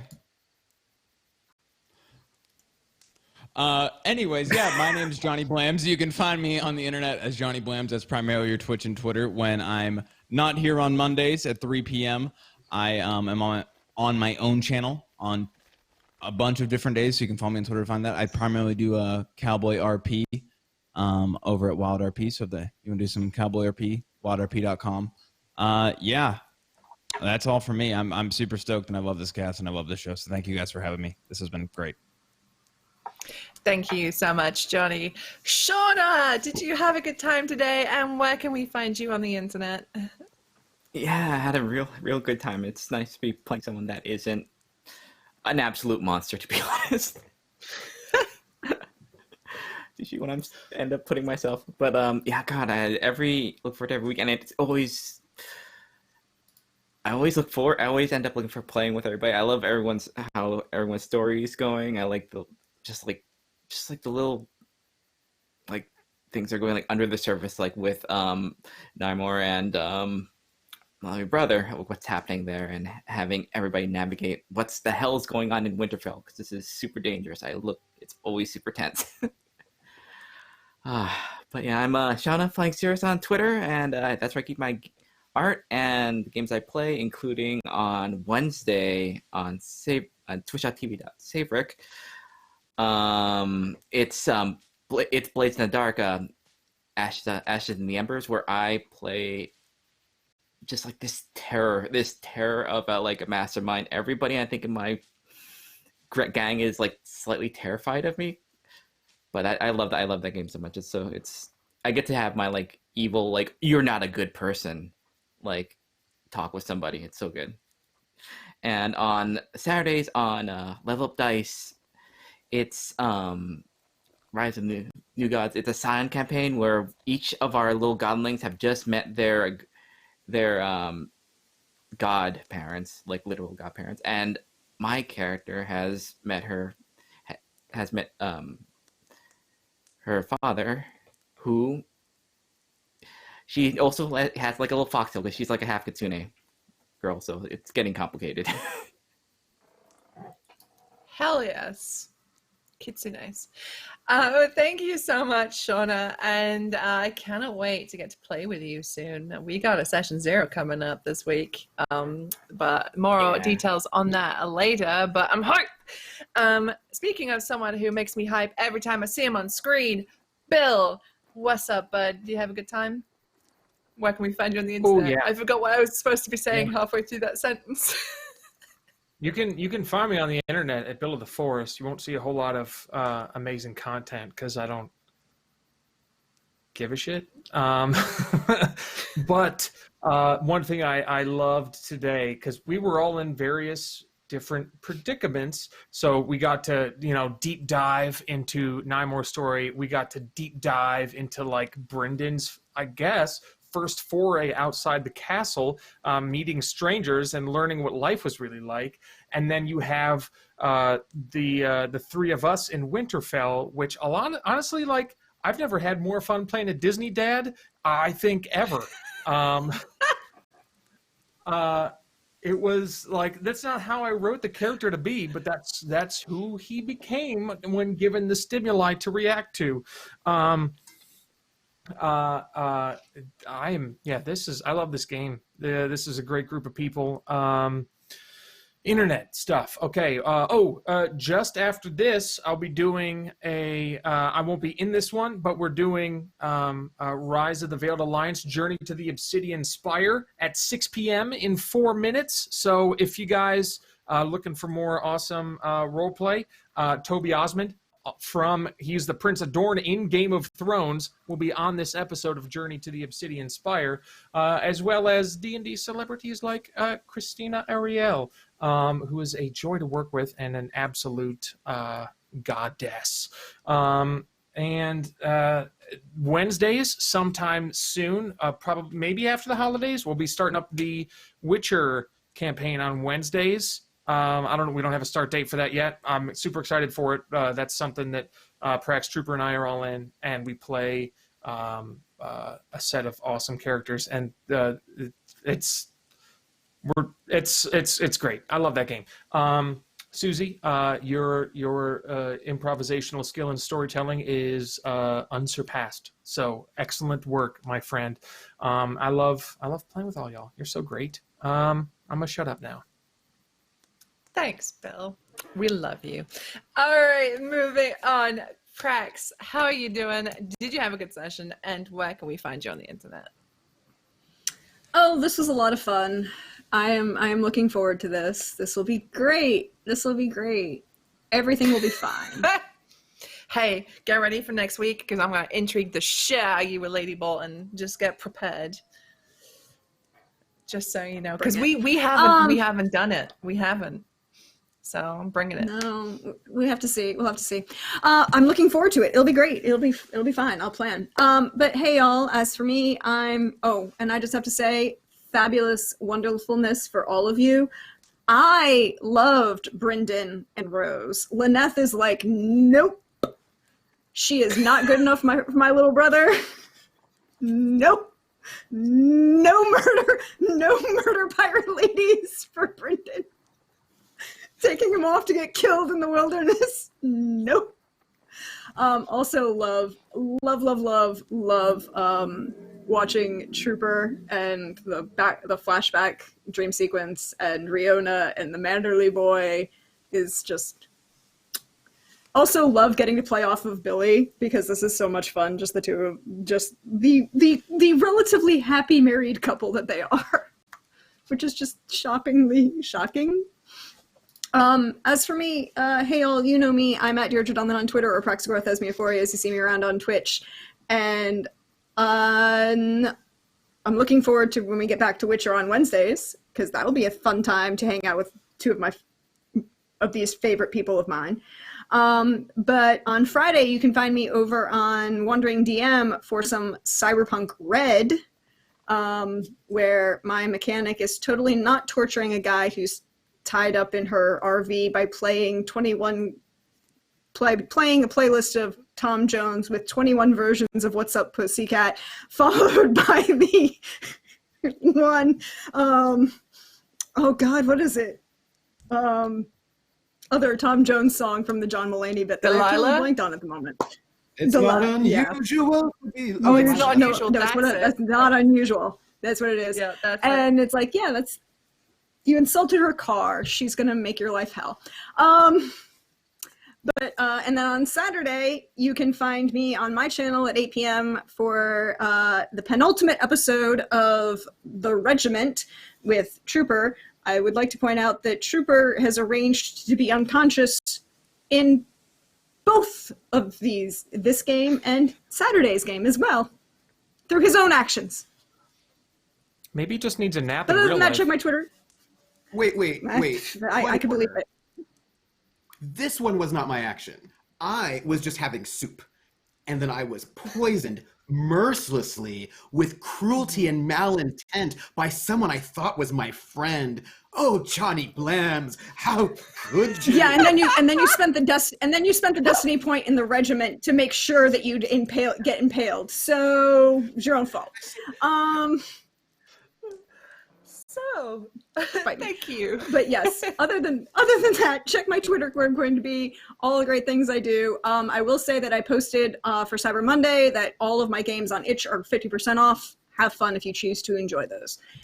But to you, wonderful Susie. Thank you. Trooper, hello friend. How are you doing? How was that session for you? And where can we find you on the internet? So, I'm Trooper SJP. You can find me on the internet, here on Twitch at Trooper SJP or on Twitter at Academic Foxhole.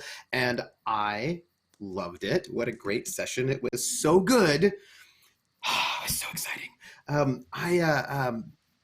You can find me, over on Prax, over on Saturday, Friday, 7 p.m. Eastern, my time. On my channel will be episode 14 of City of Light and Shadow, the French resistance game that I'm running. We only have 3 episodes left, so, okay, so this was great. This was so awesome. I mean, swah. So Riona's great, right? Does she have this sweet relationship with the Mandalay boy? She does. But also, I love that moment when she just gave a shot to her older brother, and then he was like, no wait, that was a little bit too much. But I love she's what's the word? She's got spine, and I love it. Love it. Also, our dear Brollan.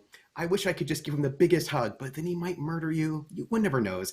He's the sweetest guy, also with an axe though. So and he does have an axe to grind because it does need to keep sharp. So, it's that's the duality of life. And I love it. Also, Lyneth is the best. And I love her. There are these little subtle things that Prax does to sort of indicate the difference between Lyneth when she's on, because she has to be on because she was trained in the South, versus when she gets to relax a little bit. And I love seeing those little small details. And Brynden, my favorite almost murderer. I love you so much. And so much I do. And I thought to myself, Rose is great. And, Brynden loves to travel. We've been traveling for 5 years together, and you've always wanted adventure, and you wanted to go off and see the world. And maybe Pirate Lady, maybe she's your prophesied love. Who knows? Or she might stab you in the kidney. It's really unclear. But sometimes that's maybe the excitement about it. It's will they, won't they kiss you, murder you? Who knows? And I just want to give so much love to Susie. How amazing. Just so much. And I'm just gonna keep thinking about Ragnar right now. It's fine. Oh, I'm sorry. It's okay. It was great. I loved it. It wasn't as great as when I died last week, and then Brynden had to deal with that, because that would have been amazing. And then when Brollan came back and then had to deal with that would have been pretty awesome.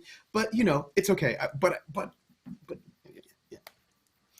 I could have 100% seen a Weekend at Bernie's-esque situation where Brendan's trying to pretend that he hasn't killed Nymor for the first day that Brollan's back home. Oh, you just missed him. You just missed him. He's sitting in the archive. And then we frame Geralt at the end of it to just really ruin the poor lad's life. Just a tale of misery. Awful monsters. But I do want to give a shout out to my beautiful monsters who are my castmates and my friends. This show would not be any near as good as it is without them. So big loves to everyone. But I am Susie. otherwise known as Susanna Grace. I'm a variety streamer. I do video games, I do art streams, I do tabletop RPGs. You can find me all over the internet at Susanna Grace up there.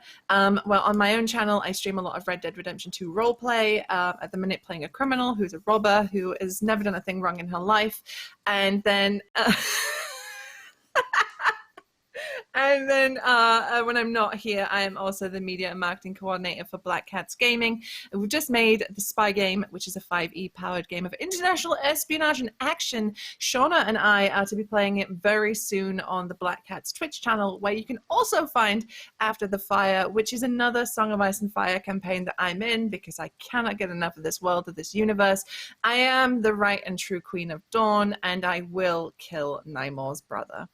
But that is it from us for tonight. Thank you all so much for tuning in. Make sure to be back here later on tonight for Song of the Deep. We are going to go give some love to LFM right now, so stay tuned and take care, everyone.